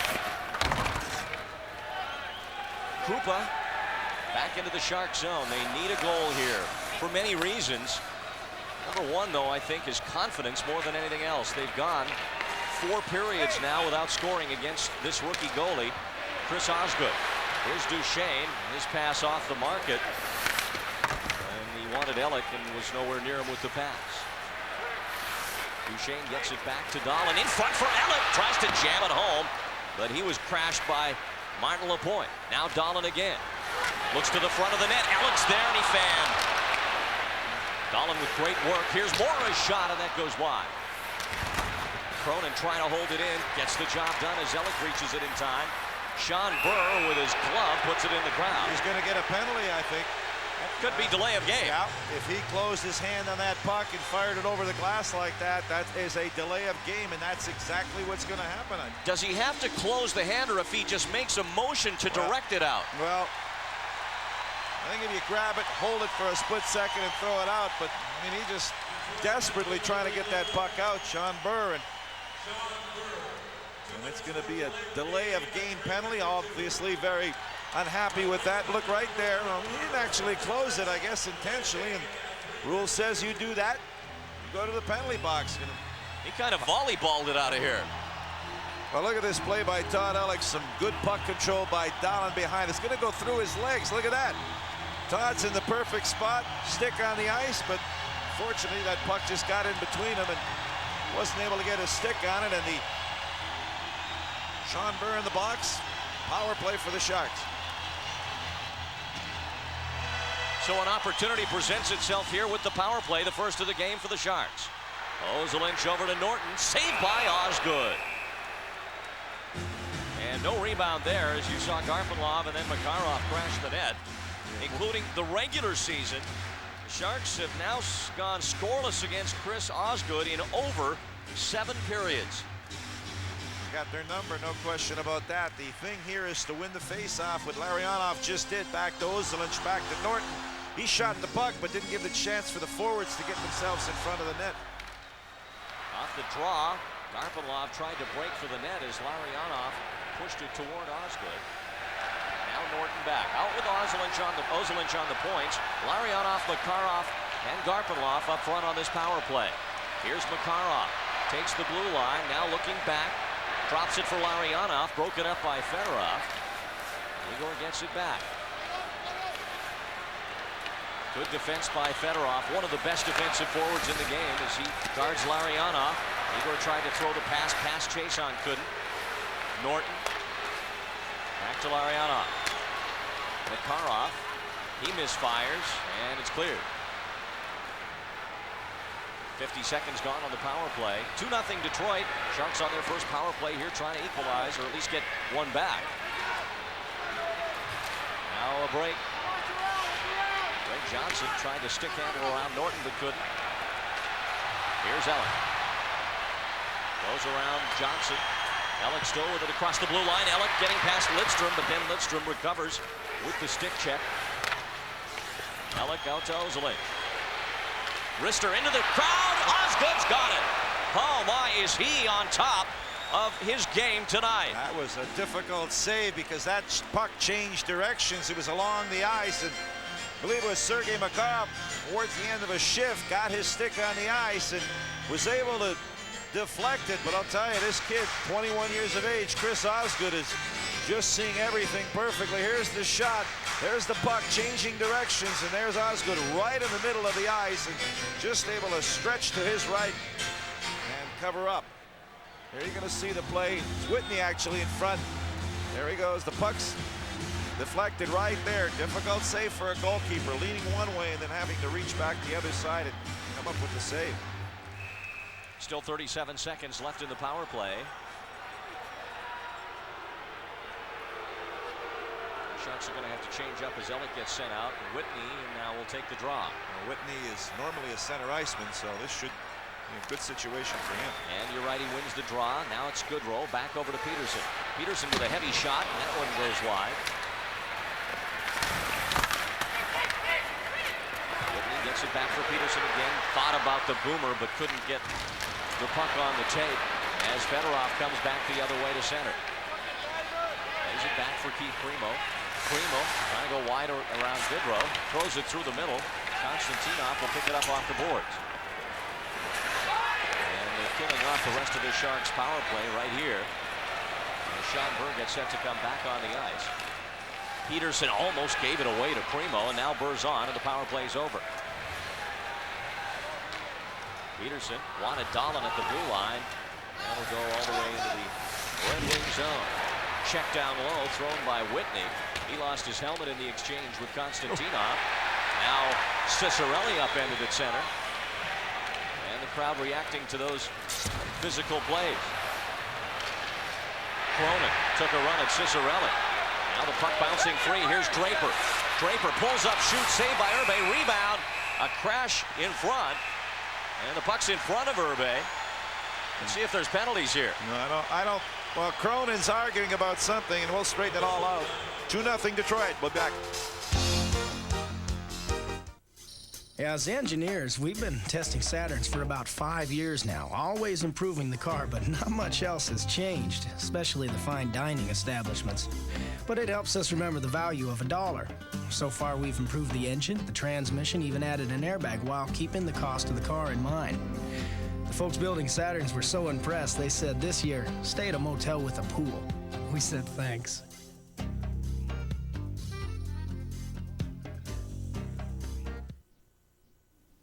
If the cost of that new pickup seems to be spinning wildly out of control, stop and see your Ford dealer. Ford's rolling payments back down to just $258 a month for 24 months with a Ford red carpet lease. Ford F-150 is the best-selling full-size pickup in the world. And now it's just $258 a month with all these features. A new F-150 XLT pickup. Only at your local Ford dealer and only for a limited time. Sean Cronin's off for elbowing at 6:26. It happened before that pileup in front of Urbe along the boards against Dino Cicerelli right here. Well, here, right at the center ice area. Look at that elbow. Well, kind of down, and then it lifted up the last minute there, and that was the elbowing call there on Sean Cronin. Fourth minor penalty for the Sharks to just one for Detroit, so they go to the power play for the fourth time, and it's the Sharks' trademark to be disciplined. But they've been forced into a more physical style by the Red Wings in this series. So back on the power play, a pass in front for Primo, open net for Shepard. Urbe's got it. Oh, what a chance for Ray Shepard. He'll bury that one 99 times out of 100. He'll be thinking about that one in his sleep tonight. You give a goal scorer an open net, they usually do bury those, but Urbe, the chant from the crowd right now, and he certainly deserves that as he just jumped across Shepard, right screen, number 26 puck. Look where Urbe is right there. He's got Primo on him. There's the shot by Shepard, and no stick. Urbe just slides across and gets in front of that one. Good look at it again as the puck being controlled here on the power play. Lidstrom has the puck. Cicerelli throws it out front. There's Primo taking a hit from Baker, and there's Shepard. Lost his blocker, lost his stick, but he had enough left back there to make the save on Ray Shepard. Shepard with 52 goals during the regular season. He hasn't scored in the series yet. That was by far his best chance. And the Sharks clear it as Jamie Baker sends it right at Chris Osgood. 13:04 left in the second period. It's 2-0 Detroit. They're on the power play. Trying to get the third goal. Here's a chance and a break for Peterson. Tom Peterson, sharp angle, in on goal. Saved by Osgood. Penalty coming up to the Red Wings. Cicerelli takes a run at Duchesne.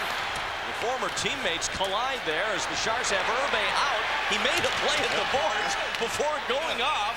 Heads up play by Urbe, but finally the whistle blows, and now Cicerelli and Falloon tie up. Duchesne's there. So is Primo, I believe. Well, what the Sharks should do is back off on a situation like that. Looks like something happening on the bench, but there's Cicerelli. He's upset at one of the stick guys or something there, but Paul Coffey's the initial penalty. He's in the penalty box right now. The Sharks got to do is just get out of there and work on this power play coming up. Cicerelli's upset, you're right, with somebody on the bench. You notice he's about the only guy there, and I don't know, I see about 5, 6 Sharks and another dozen or so guys on the bench. He's jawing off at somebody over there. Scotty Bowman is standing up on the bench, and he's yelling at his players. And he was yelling at Cicerelli, I guess, to back off. You got the slash. That's the initial call on Paul Coffey as he went after Tom Peterson, who was on that breakaway. And just wondering if there's any additional penalties here, and the reason why Scotty Bowman is upset. There's Coffey in the box, and what he did, he slashed Peterson, and I think that's what may have just caused that puck to go a little bit up on edge on that breakaway by Peterson, and Osgood was able to handle. So the end result of all this is the Sharks will have a 53-second power play in 1:07. Coffey sitting down for slashing, so we'll have the even strength for a while. Here's the Peterson break, but it was from a bad angle. He had to cut in front, but made the play. Yeah, but look at Coffey that's coming in on him. He's wide. Now Coffey's going to really give him a slash right there. There's the slash coming up upstairs, and Osgood is able to slide out. And here's how Osgood's going to take a look at this one. So he's looking at Peterson. He's coming up. Now he starts backing in. Look how Osgood loses that stick and able to just push it off Tommy Peterson's stick. And here's Artur Zerbe as he's about to come off as a forward. Although the way Arturs ventures out of the crease sometimes, that may not be foreign territory. I think I know what the Red Wings were arguing about, that Urbe was still on the ice, and the guy who was coming on for Urbe was already on the ice. So I think they claimed there should have been a too many men on the ice penalty. It's 4-on-4 now, as Mark Howe at 38 shows some good skating, and a shot that's gloved by Urbe, but Greg Johnson in front of the net was working Arturs over a little bit, and the crowd didn't like it. Well, you know, Greg Johnson went into Urbe, and he got up right away, and he looked at the referee, and he says, listen, I got pushed into Urbe. Not my fault. I didn't do it intentionally. Let's take a look at it as Going to see the play inside by Markow. See the push right there, middle of your screen. He gets pushed into the net by Makarov. Now look how he's pointing to the referee. Hey, I didn't do that intentionally. This guy gave me a little shove, and let's just keep going. Now Chason from the point, wrist shot wide. Makarov will pick up the rebound. Teams are skating four-side. Larionov drops it for Ozelin. A sea of red. It parts momentarily, but it's forced back out. Now Norton sizes up the situation as the Red Wings are all behind center. Just dumps it in. 38-year-old Markow with it. Chase on to center. He'll back away. Sharks will go on a power play in 15 seconds. Here's Fedorov meantime. Trying to get a backhander through the slot. Now has it again. Norton trying to tie him up. He spins away. Ozelin's there for extra help. Now it's Draper trying the wraparound. Urbe trying to poke it free. Draper shot. Urbe makes the save. Boy, boy. What a period for Arturs Urbe. Those are the kind of guys. Draper, good second effort. Fedorov, good second, third efforts into the corner. You gotta finish your checks. When these guys get hit, they're rolling off and continuing on. There's Fedorov behind. Now you're going to see the puck coming out in front of the net right there. Draper's down, gets back up again. And look at the defensemen are just peeling off instead of staying with him and taking him out. And finally, Larionov comes in, but Arturs Urbe had to be very sharp once again. Another look from overhead. Norton was kind of playing the open side because Fedorov was parked on the opposite wing as you see him just off of Norton. So Norton really couldn't challenge Draper there because Fedorov was in the neighborhood. Mike Wall comes up with his 15th save there. Now the Sharks on the power play. They don't have much time, though, to operate. 43 seconds and ticking down. Here's Burr with a steal. He's got Draper. Urbe the save. Burr on the rebound. Urbe's got it again. Whoa. He's like a third defenseman out there now. He's about 10 feet out of the net. But what's troubling is the play on the breakout. Here's Ellick to the blue line. Has Dahlin in front. Saved by Osgood, if it even went at the net. Dahlin misfired. Now here's Goodrow. Quickly throws it back to Ellick. He'll turn away. Now down low, Dahlin. Trying to work it in front. Konstantinov tied him up. Puck comes out. Ellick can't get it along the boards. Peterson will jam it back behind the net. Whitney there with Dahlin. Whitney checked. In front. Loose puck for Dahlin. Couldn't wheel around for a shot. Now he gets forehand side, working against Draper. Dahlin behind the net. Lots of action in front of the net. But the puck comes free to Paul Coffey. Power play's over. Here come the Red Wings. Chason couldn't handle it. Sean Bird tries to throw a backhand in front. Dahlin has that. He'll just hold it along the boards, dump it back for Cronin. Probert tried to line Sean Cronin up. And missed. And Ellick will flip it up to center ice. Chasing his balloon. Markow gets back in time. Now Sheldon Kennedy losing it momentarily, but got it back away from Erie. Now Kennedy 3-on-3 with McCarty and Probert. Offside, though, as Kennedy dropped it back out across the blue line. Still 2-0 Detroit. We're right back.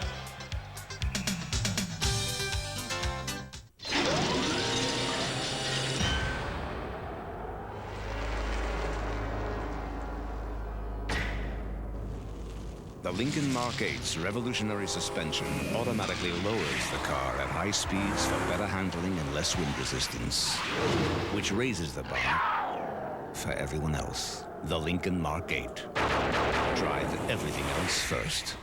Now, affordable 2-year leases mean you can enjoy a new Lincoln every 2 years. Welcome back to the Primetime Studios. We are about halfway through the second period at the San Jose Arena. 2-0 Detroit. Doug Wilson, of course, our special guest analyst in the studios. Doug, looks like the intensity level is starting to pick up down at the arena a little bit. I think confidence factor is back. Guys are crashing, finishing their checks. The crowd's back in the game, too. We need something like a power play opportunity to break the seal and get Chris Osgood shaking a little bit. He has been the man so far, as has Urbe. Let's go back to the gang of four. Paulson, Shaughnessy, Stemkowski, and Randy Hahn in San Jose. Red Wings getting a couple of good opportunities here. You're going to see Chris Draper on a breakaway right there. Now look at Urbe, sees that. Look at how he gets that stick, rolls his hand up with his stick, and his poke checks it, and then incoming in Sean Burr for another shot right there. But Urbe way out of the net comes up with a couple of big saves. Out of the pileup, Probert almost had a break. Now Cronin to this side, collides with Kennedy, and Kennedy goes flying to the ice. McCarty down. Probert skates tied up with Baker. Down the other way comes Falloon with more. Trailing is Airy. Here's Falloon's shot, but that's wide. Airy to the corner. Taken out by Lidstrom. Here's a chance for Baker. It's behind Osgood, but it was knocked out of the crease. I don't know. That hit something there. It hit his stick, perhaps, but it got behind him and stopped. Now Coffey back to center behind the play of Bob Airy upended, but no penalty. Now a loose puck. Kennedy turns around, sees it, tries to get it to Probert. Probert loses a glove. Now behind the net, Baker with it. Good forechecking here by Detroit, and this line continues to be very productive for the Red Wings. Now they change up and slapped in. Irbe with good work down low to keep that puck behind the net. It's cleared by the Sharks down the ice with 8:54 left in the second period.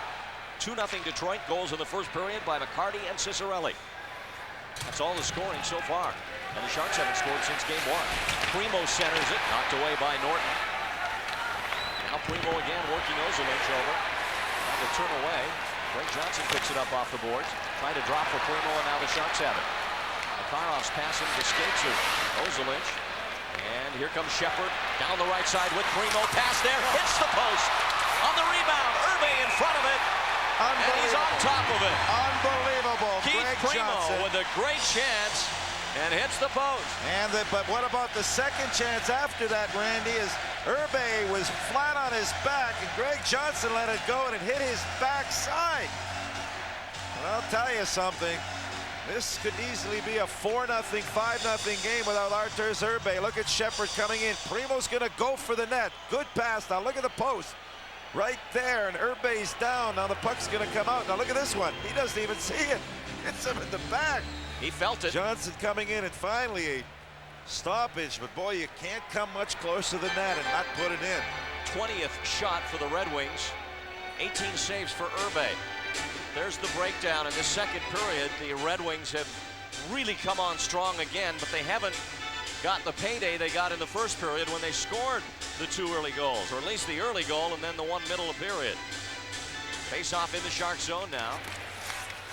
And off the draw, Peterson's got it behind the net for the Sharks. Ulf Dahlin through center, but Ellick was behind the play, dumps it in.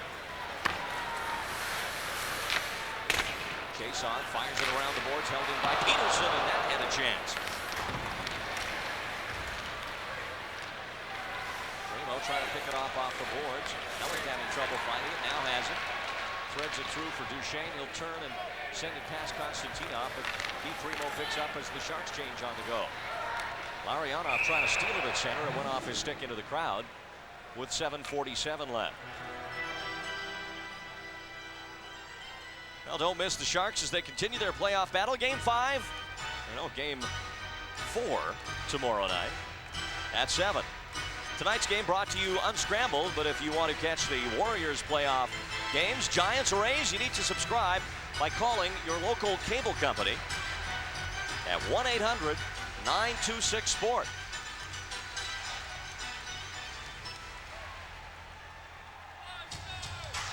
A Shark head. Full house again. There's some great homemade paraphernalia here, along with the stuff that people buy at the Shark stores and wherever. 2-0 Red Wings. As the best team in the Western Conference in the regular season tries to get through the first round. The round when a lot of times the Giants fall in the NHL playoffs. And it looked like when this series began with the Sharks winning that the Red Wings were on their heels, but they have rebounded nicely. Here's Bob Airy to the corner, throws it in front. Chance for Baker. Tried to get it back to Moore, but it's broken up, and Fedorov headmans it to Ciccarelli with Coffey. Paul Coffey back for Fedorov. Trying the backhand. Here's Slava Kozlov. He misfires.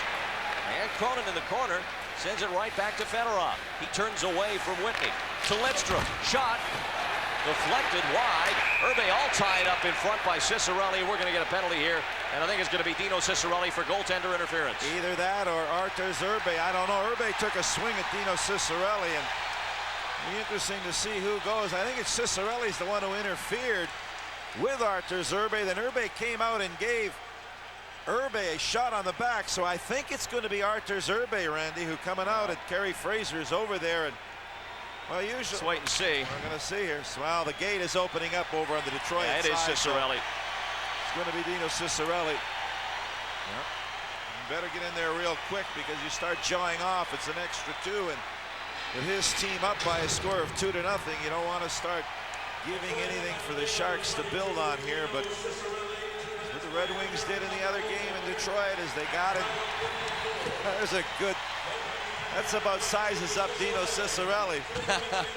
Stop whimpering.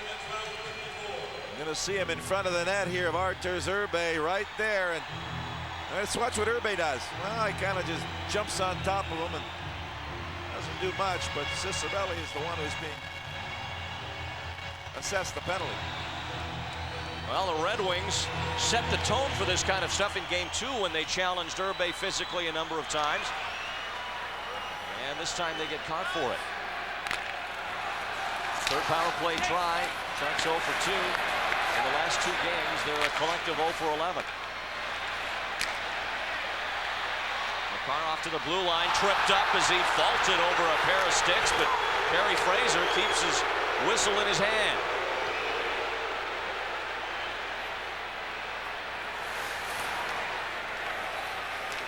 Ozolich.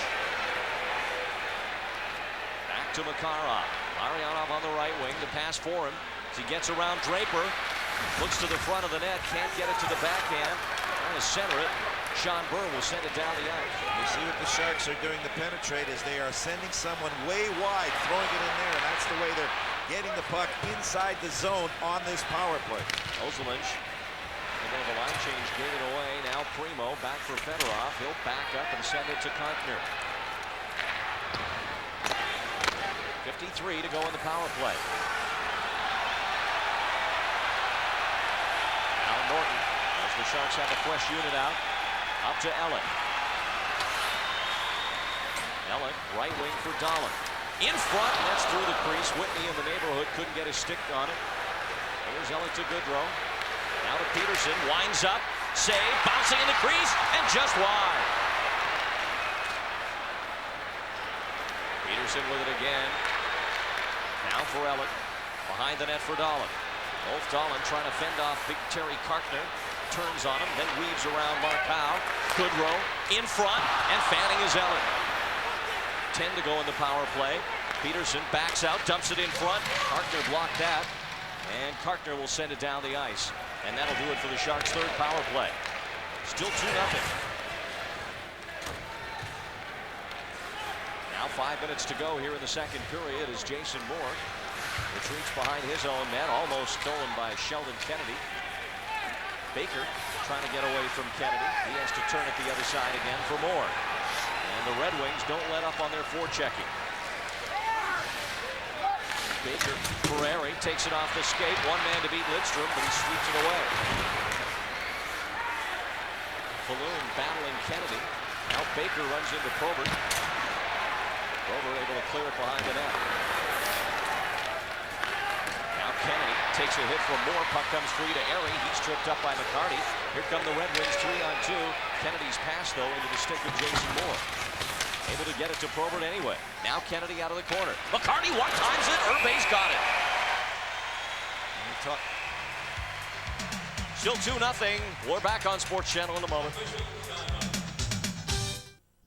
Then you flip the hat. You're late and you got the wrong hat. Sit in the corner. No respect at all. Then you raise the hat. Hey, this thing's still alive. Wrong hat. Then you slam the hat. Then you spin the hat. Oh, I need landing instructions. Wrong hat. Then you smooth the hat. Take it easy, will you? I think I'm having a hat attack. You need the right hat. It's the starter hat. Now I'll get some respect.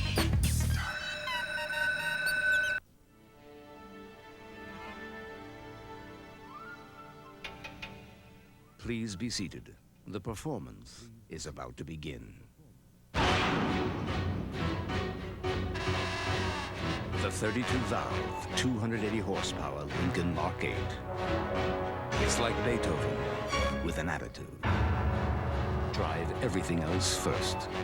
Now, affordable 2-year leases mean you can enjoy a new Lincoln every 2 years. Okay, let's take a look at this power play right here. Tom Peterson's going to shoot the puck. Dahlen's there. He's facing Peterson, sees the puck. Puck deflects up in front. Now watch Dahlen with the puck, taking a swipe at it right there, and he just catches the side of the goalpost, and the puck rolls behind the net. Great reaction by Dahlen, and there's Sharks owner Art Savage alongside George Gunn, the owner. And they're enjoying it from a perch above the ice here at San Jose Arena. Here's Lariana to Garpenlov with Makarov. Garpenlov runs into Konstantinov. Puck comes free. Chason's got it, pushes it ahead for Probert. Down to 3:50 in the second period as Bob Probert throws it across to Chason. He'll drive it in. Now a break for Lariana, but the Red Wings already with 3 skaters back to center. Norton tries to work his way through the sea of red. Chason upended. We've got a penalty and an elbowing call coming up against Steve Chason.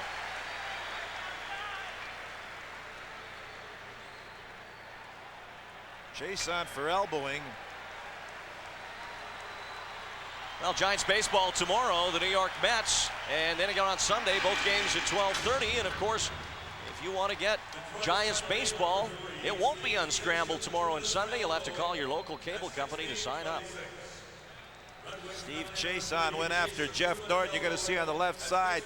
There's Chason, number 3, coming in. He's got him lined up, but look, kind of keeping that arms down. He gets the shoulder up in the face of Jeff Norton, and it's the penalty for elbowing here late at 16:26 of this second period. And Sharks are getting the power play opportunities, and if they could put one in, boy, that would certainly give this team a huge lift just to get something past rookie goalkeeper Chris Osgood.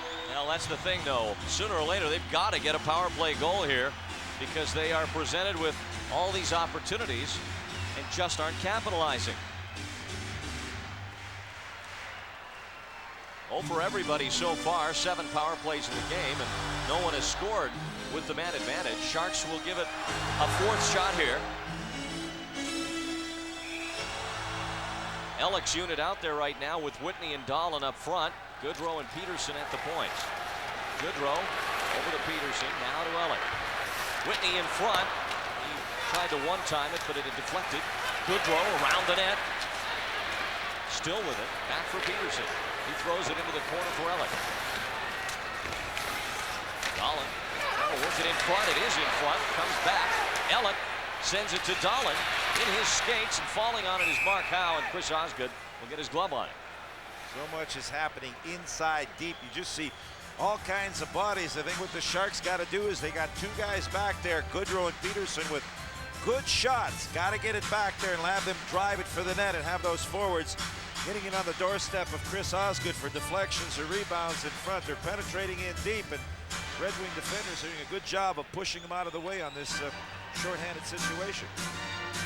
Scotty Bowman with all those Stanley Cup rings, 6 of them. They follow this guy around, Stanley Cup rings, trying to fashion one for the Red Wings. And it would be their first in a long time. They haven't won a cup since 1955.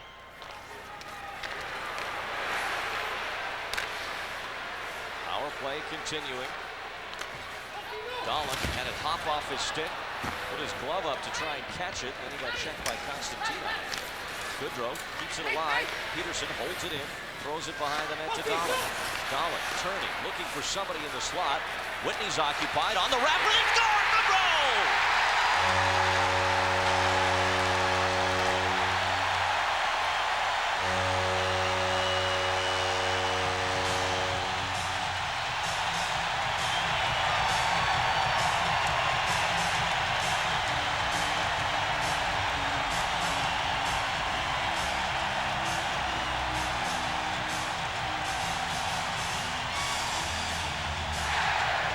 Well, a first playoff goal for Rob Goodrow, but look at Dahlen controlling. Goodrow's a point man, but he sees an opening. He jumps into that area.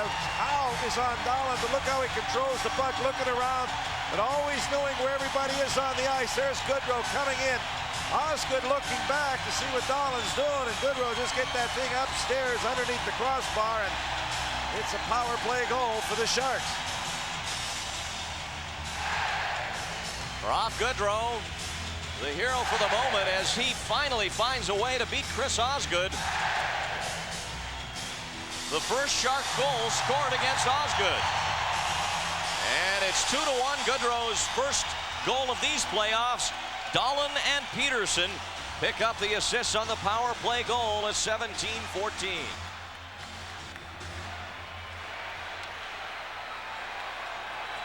Now Ozolich over to Garpenlov. And Makarov now gave it away to Kozlov. Irving the save, it's loose. Ozolich throws it back up to the point, and Larionov's got it. Now a break for the Sharks. Garpenlov with Makarov. Here's Sergei. He's got Ozolich in front, bouncing puck. Trying to weave around the net, still has it. It's loose in front again. Cleared but not out. Garpenlov in front, and it just tips wide. Makarov behind the net, tied up by Fedorov. Sergei dumps it behind for Norton. Norton to Garpenlov. Garpenlov checked in the corner by Cicerelli, fighting for the puck. He's checked behind the net. Coffey comes out with it and dumps to center ice. Slava Kozlov, who had the breakaway, over to Cicerelli. He's got some room. Drop pass. Fedorov spins, lost his edge, and the Sharks have it back.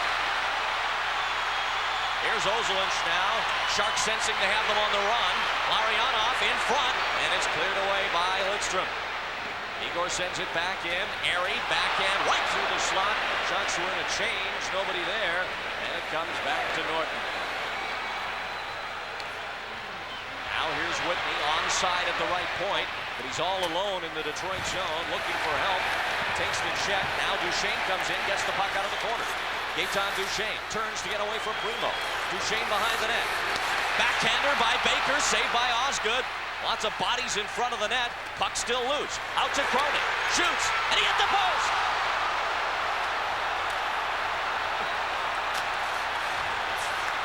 Back in front again, and it's Cicerelli clearing it. Sean Cronin's second goal post of the series. Hit that flush on. Here's Moore again. The Sharks need to score here. They've got the Red Wings on the run. Under a minute left. You see the time remaining in the second period. McCarty sends it down the ice, icing against Detroit.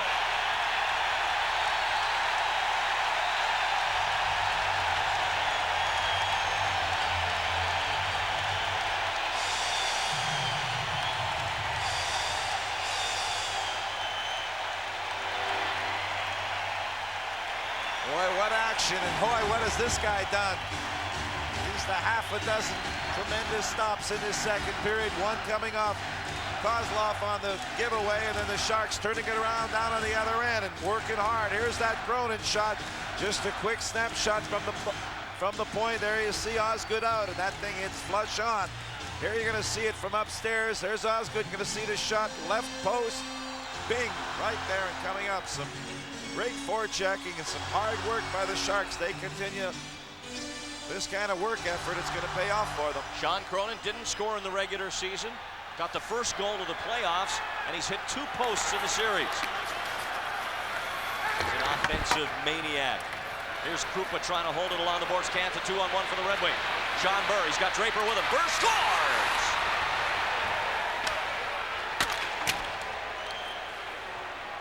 It hurts. 28 seconds to go. Defenseman's going to pinch. You got to make sure that there's a forward that's coming back. And Sean Burr, who's had a great series for the Detroit Red Wings so far, has got a 2-on-1, and tough play for the goalkeeper. You like to let your defenseman pretty well take the other guy. He'll take the goal, the guy with the puck, but Burr just puts it right through his legs on this one. Watch the puck coming up along the boards. The pinch right there, and there's the defenseman Krupa getting caught. Here's the 2-on-1 as they race down. Draper, Burr just drills it through the legs of Artur Zerbe, and the Red Wings get one late here in the period. Here's the shot through the legs. No chance for Artur Zerbe on that one. Burr's second of the series, 1931. Time of the goal. And it really killed a great Sharks rally late in the period as we get an icing call. Draper and Chason get the assists as we have some activity after the whistle. You know, on that play, a youngster Krupa tried to get his body up against those boards and just have it hit him so he could keep the puck in, but the puck got by him, and he was caught on that place, and then the Sharks were on that 2-on-1 situation. As you see, the goal scorer, Sean Burr, good two-way hockey player for the Detroit Red Wings. 29 points this year, 22 rather.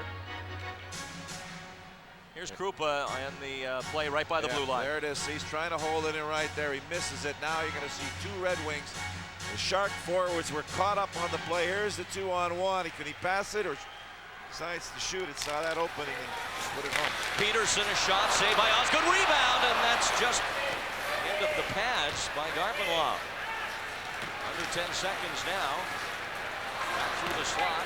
Roselich and throw it toward the net. Here's a shot saved by Osgood as Peterson got one last chance late here in the period, and Chris Osgood responding with a big stop as the period is a second away from ending. You know, both these goalkeepers, Randy, not difficult saves. You know, you expect them to make those routine ones, but you get these kind of saves in the slot area. It's just you and the goalkeeper. Look at Peterson, who's got a good shot, and Chris Osgood, with very cool, just moves over, gets in the middle of the net, and is able to get in front of that one. I think the Sharks are going to pull their goalkeeper here with 1.2 seconds and get an extra guy on the ice, hoping something happens. There is barely enough time to score here, and Herbe will go to the bench. So now the assignment's important for the Red Wings here on the face-off. Make sure the right people are covered. Larionov to take the draw. And now there's movement outside the circle. Well, that's the way Primo should get kicked out for something like this. Instead, it looks like Larionov is the guy who's going to get the boot. Makarov will take the face-off now against Primo. And that's going to be it for the second period. So what looked like the beginning of quite a rally snuffed out by Sean Burr's stake through the heart goal in 1931. And as the players leave the ice, the San Jose Sharks still behind by 2. Rob Goodrow got his first of these playoffs on a power play at 17-14 to make it 2-1. But then at 1931, Sean Burr his second from Draper and Chason, and that's where we stand at the end of the two periods, 3-1. Now to our Sports Channel studio. The Wings up 3-1. We're done through 2 at the San Jose Arena. Welcome back to the primetime studios, the threesome of Kuiper, Wilson, and Weber. Doug, we've seen the gamut of emotion in the last couple minutes of that second period. It is. It's an emotional roller coaster. What's happened is the Sharks have finally broken the seal. They've got a goal on Osgood. They're believing in themselves, and the crowd is into it. And they responded after Burr's goal by Tommy Peterson coming in and getting a great scoring chance. What does Kevin Constantine do in the locker room to keep things at an emotional even keel? Well, as we talked about, that's one thing he does well. He's going to tell them exactly what they did to create those chances. They're going to the net. They're pressing in. They're not having that gap. They're not allowing Detroit to have all that room to maneuver and break out of their end. Doug, we talked about commotion in the crease as one of your keys to the game during our pregame show. They finally get to Osgood late in the second period, but they had some chances on the power play earlier as well, but they just didn't have people in the right spot. May have set the tone. The key on a power play, obviously, is to shield, to block, and interfere with Osgood. You're going to see on this, you're going to see almost a perfect view. You can't see this. Like, there's nobody in there that's going to block his view. There's no goalie in the league that can't stop that. He's too good. Shot comes in, it's an easy save. Same power play, but 30 seconds later, you're going to see something different that happens. This is pucks here. You don't see any Sharks players. Where are they? They're in front of the net. He's going to fire it through. You're going to see it from another angle in a second. But right now, this is how you score goals in a power play, especially in the playoffs. Puck comes through. You've got 2 men in position. It's deflected. Great save by Osgood. Otherwise, they would have scored earlier on. You're going to see a top view on this, too. Puck is coming from here. Puck's going to come through. Cannot see. This guy's here for a rebound. Great deflection. Chris Osgood's a good goaltender. He's proved that this year. He's looking like Ken Dryden tonight. Well, he is playing well. Mentally, it was very important that the Sharks score the goal. And we'll see how things react in the next period. Doug, they finally get to Osgood with Rob Goodrow, but he gets a little help from Ofdalen, who you said you saw him do something on this play that you think he does better than anybody else in the league. He shields the puck from people, and that's his trademark move. Ofdalen is one of the strongest players along the boards. That's what you need to control it behind the net, have somebody jump into an opening. The Detroit forwards and defense are looking back at Alf. As Robbie comes in, wide open, buries it. But there's a lot of guys who don't do that. But Dahlon's got a little size, and he can ward people off, right? You've got to be a great skater. I mean, it truly is a skill. And he adds some size up front to be able to do that, which the Sharks have needed. That's why the trade was made. Coming over from the Dallas Stars. Experience been the issue coming into this series. Detroit with a wealth of playoff stage vets. The Sharks, a couple guys who've seen some time, but not a lot, but a lot of international time. How important is that for Makarov, Lariana et al.? Well, they've experienced it. I mean, they've both played in World Championships, they've played in Olympics, they've played in Canada Cups. I've played against them, and they play better in big games. I mean, they are two of the most talented players in the world. Another guy, you talk about Paul Coffey, if you talk about leaders for Detroit. I played with him in the Canada Cup. We lost a game early that we should have won. He walked in, I'm sure much like he did in Detroit's first game, and said, guys, that's one game. Let's go back to do what we have to do, commit ourselves. Paul Coffey is a leader for Detroit, much like Igor and Sergei are for the Sharks. But Artur Zerbe, the silent leader by example. He is the finest. I mean, you don't win playoff games, you don't do what this team has done this year without his type of performance. He's cool. The bigger the game again for him, he just stands up. He's one of the best competitors I've ever seen or played with. Doug, we asked you in the first intermission, what's going on in the locker room? They were down 2-0. They're still down 2 goals. Now it's 3-1. Well, they believe that they can score. And sometimes you go 2 games without scoring and say, we get frustrated. You start trying to do too much.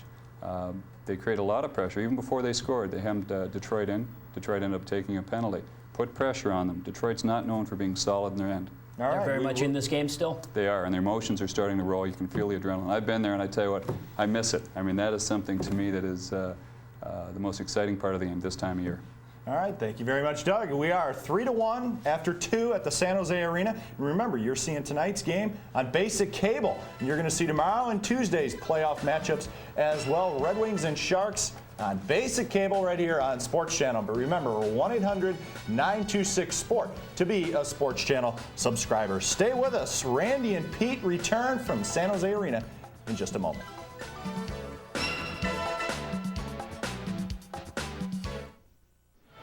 3-1 the score here on Sports Channel after 2 periods. As the San Jose Sharks finally found net in the second period. Let's go to the highlights with Detroit leading 2-0. Well, Tom Peterson keeps that puck inside the zone. Dahlon is the guy who's working behind the net. He gives, goes, does a couple of turns right there. Rob Goodrow, the point man here in the power play, comes in from the point, able to get that puck up and over and finally penetrate Chris Gosgood. And the goal of the second period by the Sharks. You're going to see right at the end of this period, Krupa commits, he gets caught 2-on-1 by the Detroit Red Wings coming in. Here's Sean Burr, should he pass, sees a little opening between the legs right there, and makes no mistake, Sean Burr with his second goal of the series. Now you're going to see what another great save, so many by Artur Zerbe here in that period. Primo hits the post right there. Now Greg Johnson's going to come in late. Look where Zerbe is, he doesn't even know what's going on. He's got his back to the play. Johnson lets it go, and Zerbe gets in front of that one. Shots through 2 periods, 23-20, so no domination really by the Red Wings. They've had one more scoring chance. The Sharks have the only power play goal of the game, and they have one more shot, 4-3. It's been a relatively penalty-free game, though, so far. Total of only 16 minutes. Pete, the playoffs can be very unforgiving. Vlasti Krupa, a hero in game 1 when he got the winning goal. 2 games later, he's been really victimized on 2 goals tonight. Well, you know, he has, and you could expect somebody like that to be very nervous. And, you know, he got caught on one particular play, gave the puck on the second one, but he's getting experience, and that's the important thing. Sharks are down by a couple of goals here, but, you know, they did apply some pressure in that second period, so they got to keep that work up, keep forechecking, keep making the body, and they finally have penetrated Chris Osgood, and they're going to need some goals to get themselves back in this game, obviously. Let's check the out-of-town scoreboard now around the National Hockey League playoffs on this Friday night. Calgary and Vancouver, with the series tied at 1, are scoreless. They are in the second period at Pacific Coliseum. It is a final from St. Louis. Dallas beats the Blues 5-4. Paul Cavallini's winning goal in overtime, and they now lead the series 3-0. Tomorrow, Toronto tries to extend their lead to 3 over at Chicago. Boston and Montreal hook up with the Bruins leading 2-1. Also tomorrow, Buffalo tries to even things up at home against New Jersey. Devils up 2-1. Pittsburgh and Washington go again. The Caps leading that one 2-1. And then on Sunday, the Rangers and the Islanders, and a possible deciding game if the Rangers can continue the domination that they've showed so far. Now the tie a little loose around Kevin Constantine's collar. That last goal of the second period by Sean Burr was a real heartbreaker for the Sharks, and Scotty Bowman and company were jubilant as Burr poked it through Irbe. Detroit scored the big goal as we look at the game story at the end of that second period by Burr that really changed the complexion of the period. Irbe and Osgood have been outstanding, and the Sea of Teal's been pretty impressive. This crowd has responded to this historic first ever playoff game tremendously. Now they'd love to get the payoff of a Sharks comeback here in the third period. 3-1 our score as we go to period 3. Steve Chason up to the blue line for Fedorov. He'll dump to center, and Jason Moore lifts it just over the head of Jimmy Waite, sitting on the end of the Sharks bench. Ray Whitney in the first period had 3 shots on goal. Tom Peterson in that second, he led the shots on goal by the Sharks. He had 3 as Sergei Fedorov took a pretty good pop in that first period by Jamie Baker. Doesn't seem to be showing any. He doesn't have a shot. Ill effects. He's got no shots. He's got 1 assist in the hockey game so far. Did have a few points in the regular season though. Second in the NHL. 3rd in goals, 11th in assists, and he led the Wings in just about everything. Plus, he played outstanding defense, and he is really the defensive role model for this team. And they're showing more defense in this playoff series than we've seen all year. Fedorov to Burr. Burr back in front, hit the side of the net, and Cronin picks it up. Now Cronin out to center. Burr trying to slow him up along the board. Sharks change up as this group's out for just 45 seconds. Now the Red Wings will do the same. You know, you expect these shifts to get shorter, Randy. This is their 3rd game in 5 nights. They'll go again tomorrow. Here's Garpenlov across the blue line. Johan slows up, waits for the trailer Norton. He has to go wide to get the pass. Norton behind the net, forced off the puck by Kartner. Now Garpenlov gets it back for Norton. Norton trying to sweep it to his forehand, but McCarty tied him up. And now Bob Probert. Markow tossing it over to Kennedy. Takes it off the boards. One times it into the side of the mesh. And Irbe has a tough rebound to handle, but got in front of it. Now Makarov tried to clear the zone. Didn't. Kennedy's got it. He'll dump it to the corner. Now McCarty will try and beat Norton to it, but can't. Garpenlov carries the blue line. Nice feed up for Makarov, but he's got no help up there. Now Ozolinsh cuts in. Makarov working along the boards, put it right through the middle. Here's Ozolinsh winding up, and Osgood got a piece of it. Osgood came off the line and challenged Ozolinsh there as he one-timed a blast. Coffey now dumps it into the Shark zone. Irbe will push this bouncer over to Tom Peterson. 17:40 left in the third period. It's 3-1 Detroit. And they're threatening to go up 2-1 in the series. Both Dahlin to center. It's intercepted. Now Peterson will get it. He's poked by Primo, takes the puck away. Primo with Johnson, shoots. Irbe's got it. He'll hold it. No rebound for Detroit. We'll be back on Sports Channel in a moment. As the fastest member of the Saturn cycling team, I kind of set the pace. The thing is, I can go all day without getting tired.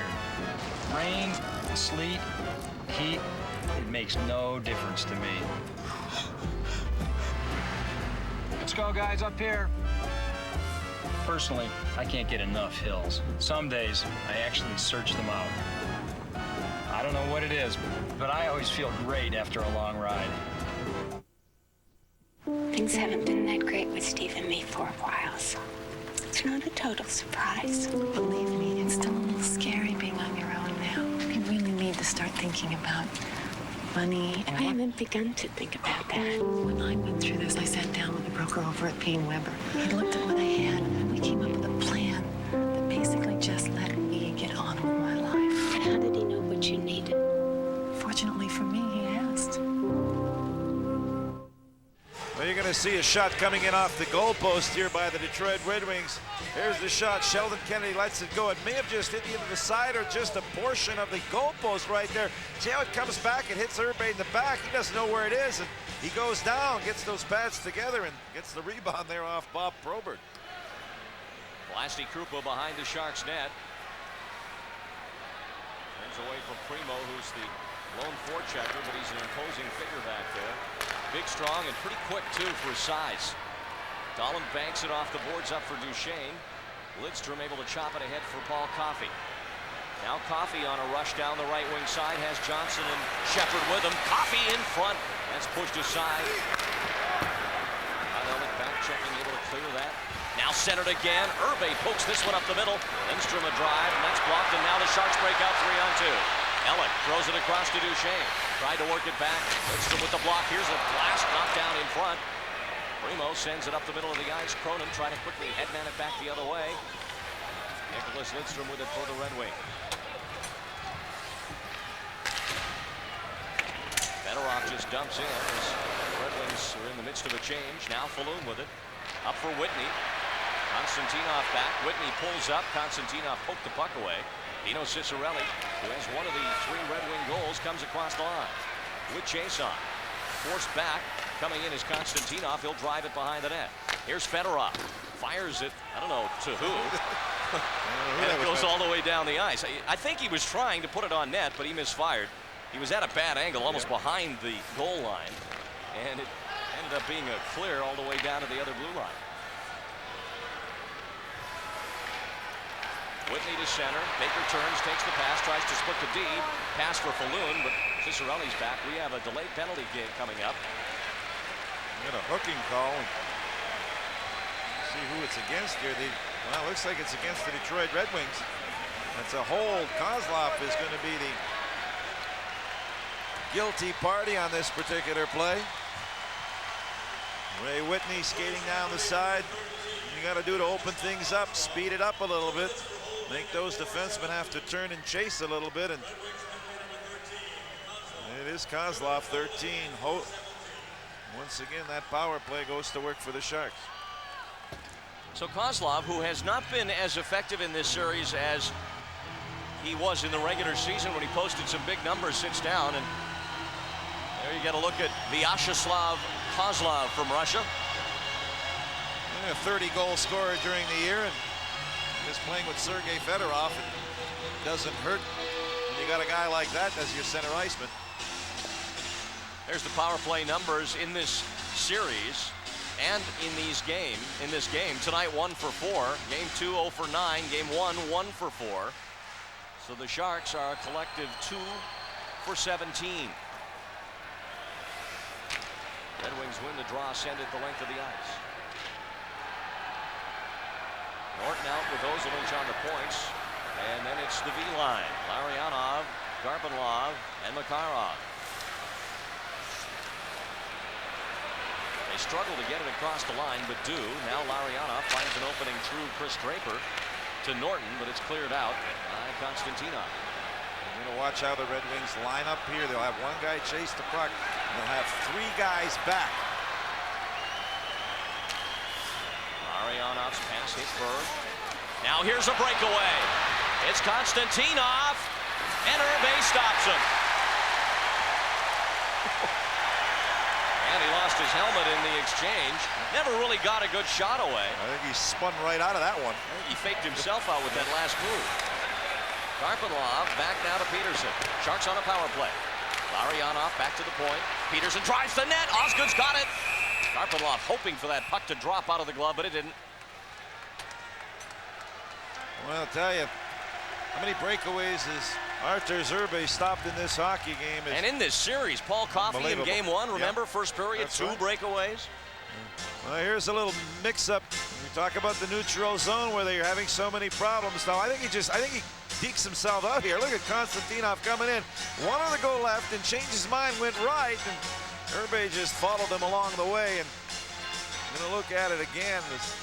Here's the play right there, and here's the strip. Konstantinov coming in one-on-one on Artur Zerbe goes left and right, and then he just can't keep up with everything, and there's the arm coming out of Artur Zerbe for the stop. That was pretty much a write-off for him totally. He even lost his helmet after the shot. And, that won't go in his personal video highlight library. It's one thing that Zerbe has improved in so many areas, Randy, but particularly the breakaways this year has just been great. Sharks turn it over again. A breakaway for Fedorov. Sergei Fedorov in on goal, and Zerbe's got that one between the legs. I guess the reason he's getting so good at it, he's getting so much practice. You give a guy who scores 50 goals, 120 points in the regular season a break like this, and your goalkeeper again keeps you in the game. Sergei Fedorov is going to be the man with the puck. The turnover in the neutral zone once again, and a lot of things going through the skater's mind. Deke, shoot, whatever. Finally, when he decided to do something, Zerbe just stood his ground, closed his leg, makes the save. Now here's how the goalkeeper's going to look at it. Here's Fedorov, dumps his head for a minute there. Nice to put it, I think, through the legs. And like Wall, comes up like big once again. But the point you made, Pete, is valid. It's because he's getting so much practice, and that's troubling. 3-1 the score, and the Sharks on this power play have surrendered 2 breakaways. 30 seconds left. Todd Elliott lays it behind the net to Peterson.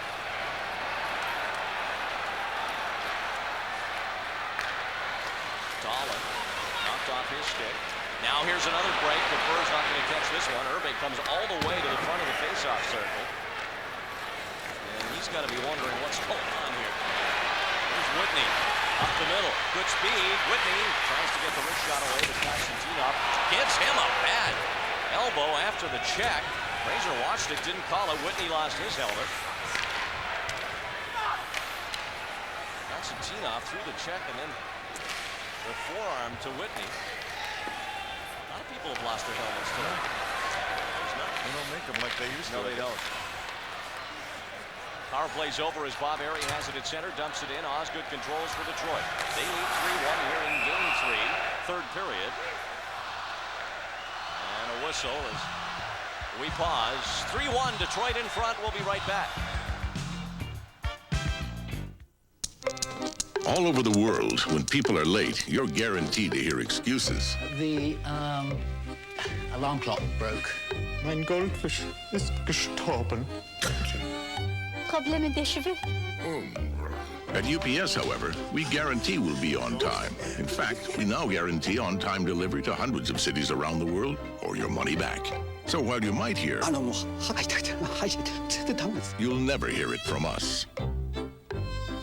The fireworks are starting now. Century and Regal are home to the world's most popular family vans, Voyagers and Caravans at spectacular savings. Once-in-a-lifetime savings up to $4,200. Drive a Voyager or Caravan for as little as $14,894. 94 Voyagers and Caravans from $14,894. Spectacular savings up to $4,200 on Grands. Exclusively at Century and Regal. #1 in sales, service, and selection. Century in San Jose and Regal in Sunnyvale. Randy and Pete, I'm standing right below the new horn that the Sharks have installed just for the playoffs. It measures 160 decibels when it goes off, as it did at the end of the second period when the Sharks scored, which is the same decibel level as a plane taking off. It's very, very loud over here, and the crowd on its own tonight is measuring 130 decibels. Back to you guys. Casey's decibel level, very high there. Mariana over to Ozolinsh as the Sharks are trying to give that horn a workout here. But so far, they've managed to find net just once as the puck goes out into the crowd with 13:01 left. Well, Game 3 tonight being brought to you completely unscrambled on Sports Channel. If you want to see the Giants and Mets this weekend, they play tomorrow and then again on Sunday at 12:30. You have to be a subscriber or you will find things scrambled. So don't miss any more Giants games. It's easy. Become a Sports Channel subscriber. Call your local cable company or 1-800-926-SPORT. And there's a Sport enjoying an adult beverage. He's got his hat. And there's the foghorn up in the rafters here at San Jose Arena. Only used once, right? Right. Well, still under warranty. There's the Sharks season MVP. And there's a shot from the left side that just goes over Osgood's glove. Another drive into the crowd. Steve Chason will skate it out for the Red Wings to center. 12:47 to go, and the Sharks need 2 here. Jeff Odgers on for only the 2nd time in the game. Bouncing puck to Irbe. And they're going to blow the offside down against the Red Wings and bring it back outside the zone. Well, what do you say about this guy? You run out of adjectives to describe his play, and he has really kept the Sharks in this game. Even though they're only being outshot by 4 right now, the quality of some of Detroit's chances have been superior, like the breakaway. Well, some things just never change. That's the way he's been all season, and he was one of the main reasons. When you look at MVP of the Sharks, he's the guy who's going to get it. And how about the guy down at the other end who's a rookie in a situation? 21 years of age, only 2 games he played against the Sharks this year. He shut him out, and Sharks finally got to him in this hockey game with Rob Goodrow scoring. Scotty Bowman suggested that he might flip-flop goalies on this back-to-back, but I think that with Chris Osgood as hot as he is right now, you stick with this guy until he does you wrong. These games are too important. Norton to center. He'll dump in, and the Sharks will chase. Osgood lets it roll off the end boards. Konstantinov sweeps it to the corner, but it's stolen by Makarov. He played it to the point, but Ozolinsh had moved into the zone deeper. Now Sandis Ozolinsh with it. Up to the blue line. Knight's touch pass. It comes over to Larionov on this wing. Igor Larionov now into the zone. Pulls up. Looks for the pass to Makarov that was behind it. Wings come out 2-on-1 or 2-on-2. McCarty with Chason, and that's broken up. Good back checking by the Sharks as Ozolinsh feeds Duchesne. He can't bring in the pass. Stays with it though. Now deep in the zone. Duchesne up the boards to this side. Held in. Peterson shot. Tipped in front. Makarov drops it for Elliott. That comes up into Chason. Sharks had a chance there, but it broke down. Well, I'll tell you, Randy, the shifts are really getting short. That McCarty line out there, maybe 30, 35 seconds. Boy, 3rd game in so many nights. Really going to feel it here, particularly in the 3rd period. And tomorrow, very little recovery time. I'm worried about your recovery time, Pete. Fine. It's a strain Get my on rest, you. take care of my body. That's all you can ask for. Right? Dump pass to center, intended for Whitney, but Lidstrom knocked it down. Now Irbe for Krupa. He's challenged. Plays it into the corner. Primo steps on the puck, runs into Kerry Fraser. Here come the Sharks 3-on-2. Peterson takes the line for Whitney. Led him a little far with the pass. And the Wings will clear it out. 10:40 to go. 3-1 Detroit. Cronin just able to clear it by Coffey, who was coming in from the neutral zone. Slava Kozlov now lifts it through the neutral area back to Cronin.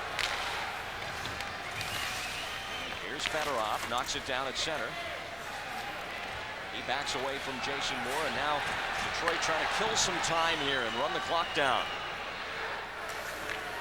Irbe out, slides it ahead for Baker, takes a look, feeds the backhand past Airy. He'll chase it down. Osgood comes way out. Cicerelli trips Airy away from the play. Fraser lets it go. Fedorov. Too far for Cicerelli. This is icing. With 9:52 to go, we pause. Still 3-1 Red Wings, game 3. Investing. It sounds simple enough until you get into it. With thousands of investment choices, it's easy to get confused. Wouldn't it be nice if there was someone you could talk to? An expert who could show you the way? Well, there's a Great Western Financial Securities Advisor at your local Great Western branch. And that's just a few doors away. Seems like car payments just keep going up and up and up. That's crazy, because your local Ford dealer has a way to roll your payments back down to just $199 a month for 24 months for any 94 Escort LX with the Ford Red Carpet Plan. Lease America's best-selling small car, 3-door, 4-door, 5-door, or wagon, complete with all these features for just $199 a month. Roll your payments back or choose low 3.9% financing. See your local Ford dealer today. 3-1 the score here at San Jose Arena, and you got us in your life a lot over the next couple of days. Game 4 tomorrow, 7, with our expanded pregame here, and then Game 5 Tuesday, also at 7. The 3 games here at San Jose Arena, including tonight. And of course, if you want to see other action here on Sports Channel, other than these special unscrambled games, call that number, 1-800-926-SPORT. They'll get you set up. But we'll have all the Shark games for you here on the basic service. There's the shot totals. 3-2 for the Red Wings in this period. And they're only out shooting the Sharks by 4 in the game. But again, we're talking quality, not quantity. Detroit have had some great scoring opportunities in this game that Irbe has snuffed out, and so has Chris Osgood as he grabs the high puck. A native of Peace River, Alberta, which Shark devotees will know is also the hometown of Kelly Kissio. Oh, okay. I knew somebody from there. He's not a big guy, only 156 pounds. In the minor leagues last year, and a real find for the Detroit Red Wings. Chason banks it off the boards, and now it comes back to Norton. Sharks need to show some urgency in their play here, and they almost turned it over there. Again in their own zone. And it's almost as if Detroit has figured something out about how the Sharks break out, or at least how they organize out of their own zone and in the neutral zone, because they repeatedly are picking off passes. Haven't they watched a little bit of film? And they're again right up the middle. Norton gives it back to Chason at center, and the Sharks are really breaking down here on trying to get out of the zone and get something going. There's Primo stealing it, but he put Burr offside. Still, though, the Sharks are really battling the puck from their end to center. Talk about bright young stars of the future. This guy is one. They would not trade him to get a frontline goalie, the Red Wings, and they were criticized for it by a lot of people, but this guy's worth keeping, I think. Well, that's what he looks like, yeah. When it's not on game day, that's Keith Primo, and the scars are the result of running into Arthur's Urbe's blocker in game 2, and there he is on the ice right now. And he is out there an awful lot, a very important player for the Detroit Red Wings. 6'4", 220. He's only 22 years old, had 31 goals, and most impressively, only 34 penalty minutes. Here he is now. Throws it in front to flex off Duchesne, and Irbe saves even that. Boy, that hit Duchesne's skate. Went right in the net, and that had something on it, too. And Irbe was luckily not moving across. He was in the middle of the net, and that's what the Detroit Red Wings are doing with 8:40 to go. Is getting the puck ahead all the time. Here's Primo on a one-on-one. Looks, sees who's in front, shoots it. There's Duchesne. Good job of getting back, and clipped his left blade right there and went right into Irbe. Hate to pick on Krupa. He's 18 years old, but the Red Wings are picking on Krupa tonight. Primo went around him.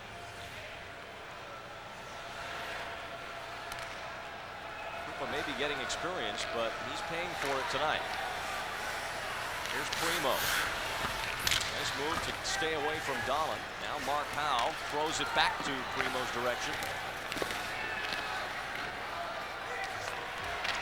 Hook from behind, but the Wings somehow able to keep it in. Now Duchesne, a pass into the skates of Elliott, swatted away by Buckner. Crowd trying to get the Sharks back in it here. For the last 5 minutes or so, they have been rather lethargic, to be honest. Here's Baker, nice pass through for Pat Falloon. Falloon stick checked by Coffey. And it's cleared down into the Shark zone once more with 7:42 left here in the third period. Cronin up the boards. Whitney trying to put a move on McCarty, who neutralized him, but the puck comes out to center. Jason Moore dumped it in. Coffey gets it down. Now a bouncer out to the blue line, held in. Here's Baker, swept by Coffey off his stick. Falloon tried to drop it back in the corner for Whitney. Now Falloon behind the net. Baker there, trying to turn it on Lindstrom, couldn't. McCarty gets it by Cronin, a race for it. Moore gets to it ahead of Probert. And McCarty tried to send it back for Probert. Probert ties up with Baker away from the play as Cronin skates it out to center. Fedorov took it away from him, but Falloon trailing gets it back, and he'll lift it in as the Sharks change up. 6:54 left. Got a high stick call here. With the Sharks, you know what the frustration that sets in, Randy, is at the neutral zone. If you can go at top speed, hit the blue line at top speed and gain the line, boy, that really generates offense. By standing up like that, the Detroit Red Wings are just making the Sharks stand still. And when you stand still, you can't really accomplish too much offensively. And that's been very frustrating for the Sharks in these last couple of games. Well, Kevin Constantine is in a coaching duel with one of the best, in many people's estimation, one of the greatest coaches of all time. And Constantine holds Scotty Bowman in high regard, you can believe that. And Bowman was also very complimentary of Constantine at the end of the regular season, saying that this was a very well-coached team. But right now, you're going to have a chess game as we approach the middle parts of this series as to the kind of adjustments that Constantine can make to try and neutralize this defensive look that Detroit is showing. Fedorov in the corner, drops it back for Konstantinov. Puts himself in a dangerous spot there as Larionov almost stripped it from him. Now Makarov behind the net. Konstantinov stays right with his fellow countryman from Russia. And the Wings have it out into Urbe's territory again. Now Norton loses it to Fedorov. Fedorov has Burr in front, throws it in the direction of the net. Through the slot and back out. Now it's Makarov to center. He's run into by Burr. Loose puck comes to Chris Draper. Draper all alone. Turns to avoid Norton, and now he's just killing some clock. Duchesne trying to get Makarov at center. Led him way too far. Osgood comes way out. Burr spun around by Duchesne. Puck up to the blue line. Dahlin tried to clear it into the zone, but it went up off a stick and into the crowd with 5:53 left. We'll be back on Sports Channel as our playoff coverage continues. Dodge Caravan has been honored as 94 Safe Family Vehicle of the Year. Dodge Viper has put the thrill back in the American Roadster. In '93, Dodge Intrepid was Automobile of the Year. And in 1994, Dodge claimed both Motor Trend's Truck of the Year and again Automobile Magazine's Automobile of the Year. Makes you wonder what we'll achieve next. The new Dodge. You can see it on his face. He has run the human race. You can see when a man has the best shave. He uses Gillette Sensor. See the spirit, see the pride that comes from deep inside. He adds Gillette Shaving Gel, the best gel ever, and Gillette Aftershave Skin Conditioner for maximum comfort. Together with Sensor, there's no better shave in the world. Gillette, the best a man can get. Well, the look of concern on the face of the Sharks here as they have but 5:52 to try and tie this thing up. Ray Shepard trying to get around Krupa, couldn't. Now here's Dahlin.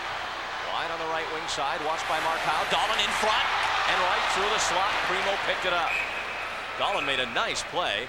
Now the net's off and we get a whistle. That's it. Face-off will stay inside, but the thing that Dahlin does so well is he's got such great balance and so strong on his skates that when he goes wide, it's tough for a defenseman to knock him off the puck, and throws it out in front as Elik's going to get it to him here over on the right side. Now watch, Dahlin's going to go wide. It's going to force Mark Howe to go for him. That's going to open up a little bit of the inside. Duchesne crashing. You see Elik going, but look at the Detroit Red Wings that are right there. 1, 2, 3. You see 4 Red Wings right there. Good defense by them. And finally, I think it was Duchesne or Elik knocked the net off, and that's the reason a Shark player did it, and that's why the face-off comes outside the line. Ulf Dahlin with a point on the Goodrow goal.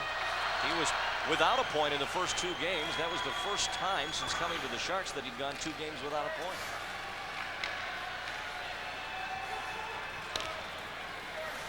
Cleared to the Red Wing zone, Terry Cartner. Checked by Duchesne as Dahlin tries to throw it in front. Mark Howe's on top of this. That'll stop the clock with 5:16 left. You can still play this game, Canny, at 38 years of age. And I remember back in the early 70s when I was just a little boy, and Father Gordy with Detroit would come and hang around the rink with us. And here I am up here now, and there he is down there. Playing for the Detroit Red Wings, Mark Howe. Had a chronic back problem that limited him to 44 games this year.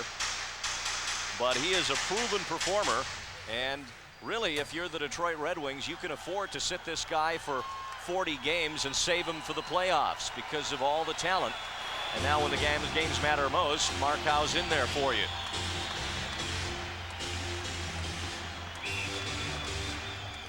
Not a good situation for the Sharks here. Down 3-1 with 5:16 to go. They need goals and they need them quick. There's Larionov trying to hold it in, but good effort by Sean Burr to clear the zone. Chris Draper, who's been a tireless forechecker for the Red Wings in this series, is emerging as one of the unsung heroes so far. Norton up to the line. Garpenlov couldn't control it and to push it toward the boards. Now Norton gets it back for Johan Garpenlov. He'll turn away from Sean Burr, throw it across to Norton.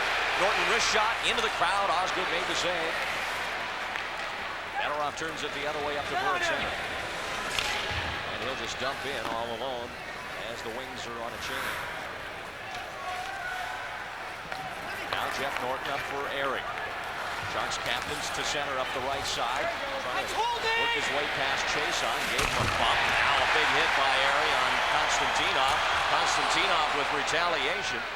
Fraser saw it, didn't see the need for a penalty as it's cleared down again. Well, he figures it's not too cheap. You know, there's going to be contact. It is a playoff game. He's letting the guys play. Odger's back out there. That's why the crowd is reacting as it is. They've given him a big ovation every time he stepped on the ice, and I believe this is his third shift. Here's Sheldon Kennedy. He dances around. Cronin in on goal. Irbe the save. Rebound. Somewhere underneath Irbe. Now knocked out of his glove. Still alive. Kennedy a drive. That's blocked by Baker. Irbe lost his stick. Now he's got it back. Chason shot. That hit Kennedy. And it's cleared out by Moore. But Irbe comes up huge again. Well, I think the Detroit Red Wings here had their arms up. I think that they believe that that puck was in the net. Boy, I'll tell you, they got some good speed. McCarty and Kennedy, I'll tell you, that line has really come through along with Bob Probert of the 11 goals that the Detroit Red Wings have scored. That line has accounted for 4 of them. And look at the speed coming in on the outside right there by Kennedy as he turns Sean Cronin inside out coming in. There's the shot. Look at that puck ring right there. Whoa, that is right up against the goal post. That is on the line. That's why the Red Wings had their arms up, but no red light, no signal from the referee. Kennedy in. There's the shot. And look where it lands. You're going to see it come down. Off his head. And it's going to land and just touch that goal post right there before it's pulled out by Jeff Odgers. Good play by Odgers to draw that off the line. Sometimes in that hurried moment, you poke it in. You know, and I think that that's what the Red Wings are doing right now. They're coming over here to, I think this is what they're questioning on whether that one went in or not. Dino Cicerelli, who's the assistant captain, went over to referee Kerry Fraser, and, well, I guess it's... Mike Shanley, the they video. Already did. Yeah, they looked at it as about simultaneously with us, and they determined it was on the line. You know, that's the couple of them on the ice had these sticks up, and you know, you got the... There's Mike Shanley. There's Mike Shanley in the middle, Jim Gregory over on his left, and the supervisor of the NHL, all here for this important series. Now down to 3:26. Tom Peterson back for the Sharks. Ahead for Todd Ellick. Ellick's pass for Duchesne too far. Lidstrom will lift it out of the zone.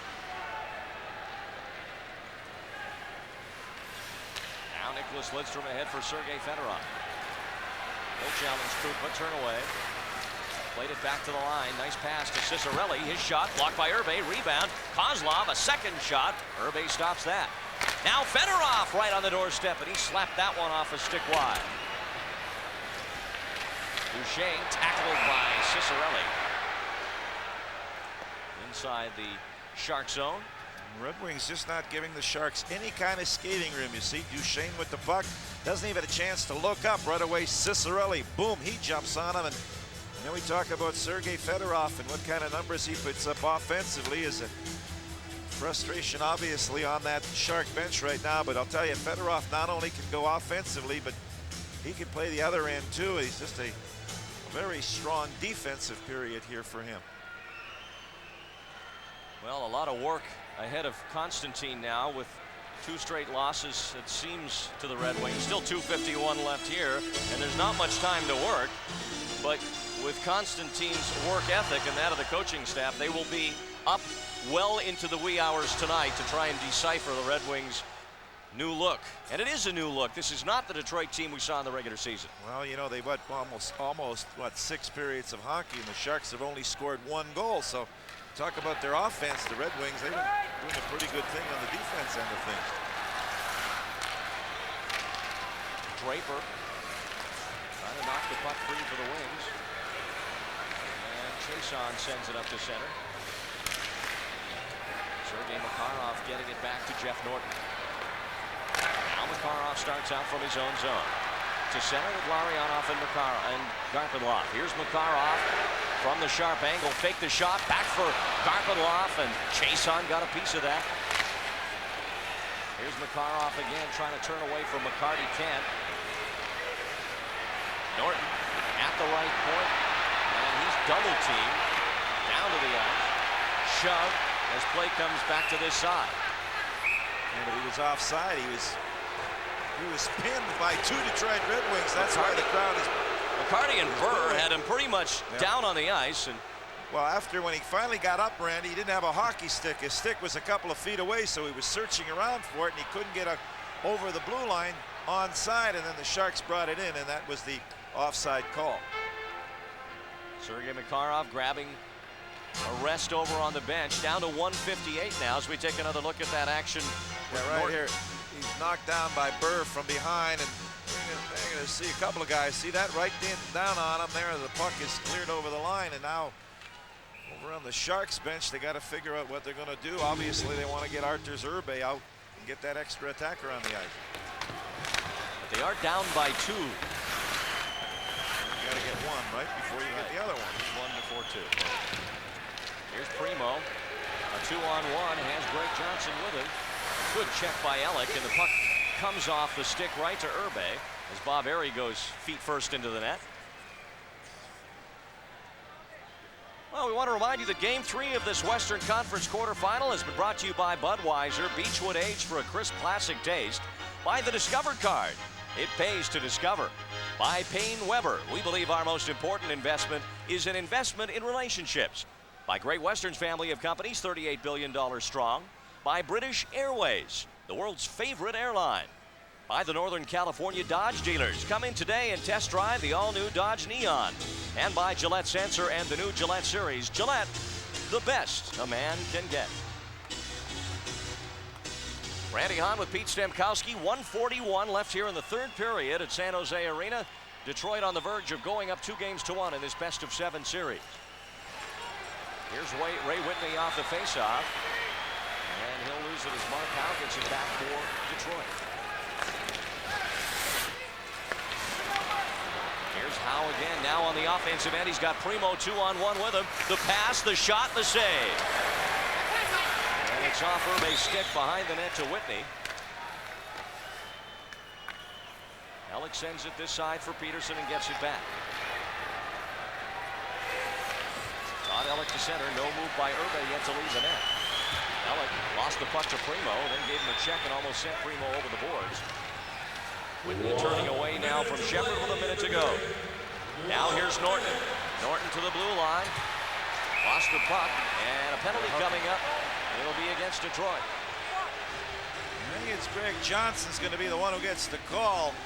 And that faceoff will stay inside the Detroit Red Wings zone. And you know, it's a tough battle here, down by a couple of goals with under a minute to go. But obviously think that Urbe will get the hook on this one. I guess it's Fedorov. It looked like Johnson was the one, but regardless, it is a Detroit Red Wing, and Fedorov is going to go off for hooking, and a timeout will be called right here. Some strategy coming up with Sharks need a couple of goals, and they're going to get a power play to work with.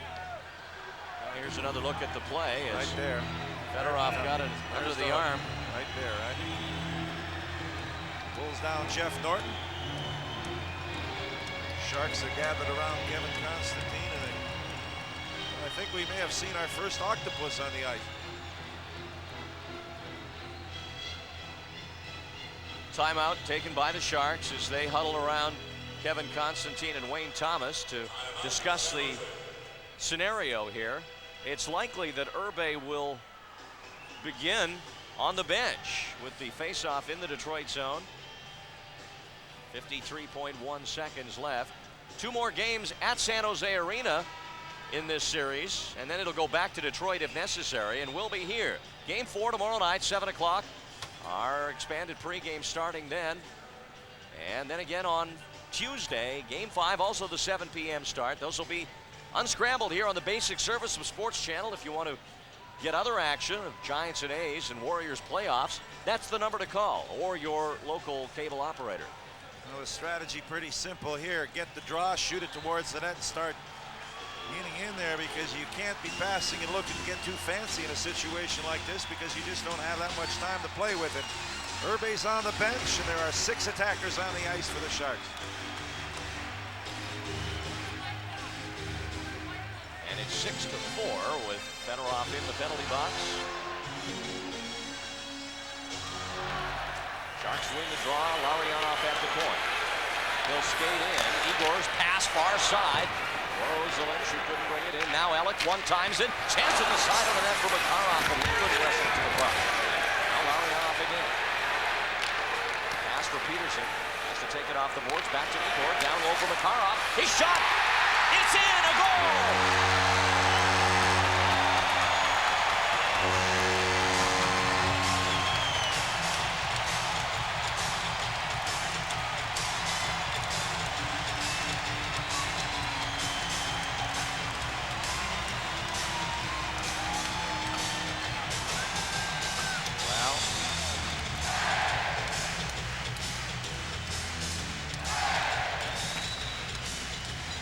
We've seen Makarov do this before. Tom Peterson with the puck.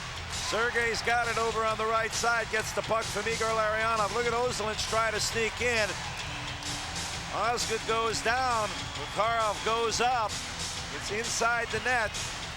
Red Wings are short by 2 guys here. Look at Makarov. Good play as Osgood looking for it on his glove hand there, but that thing is upstairs. It's the back of the net. Sergei Makarov gets the goal. 3-2 Red Wings with 31 seconds to go. Here's the play. Look on the left. Makarov gets the pass from Larionov right there. Little room on that short side. There he goes upstairs for Sergei Makarov. That puck very quickly back out of the net, but clearly it was in and out.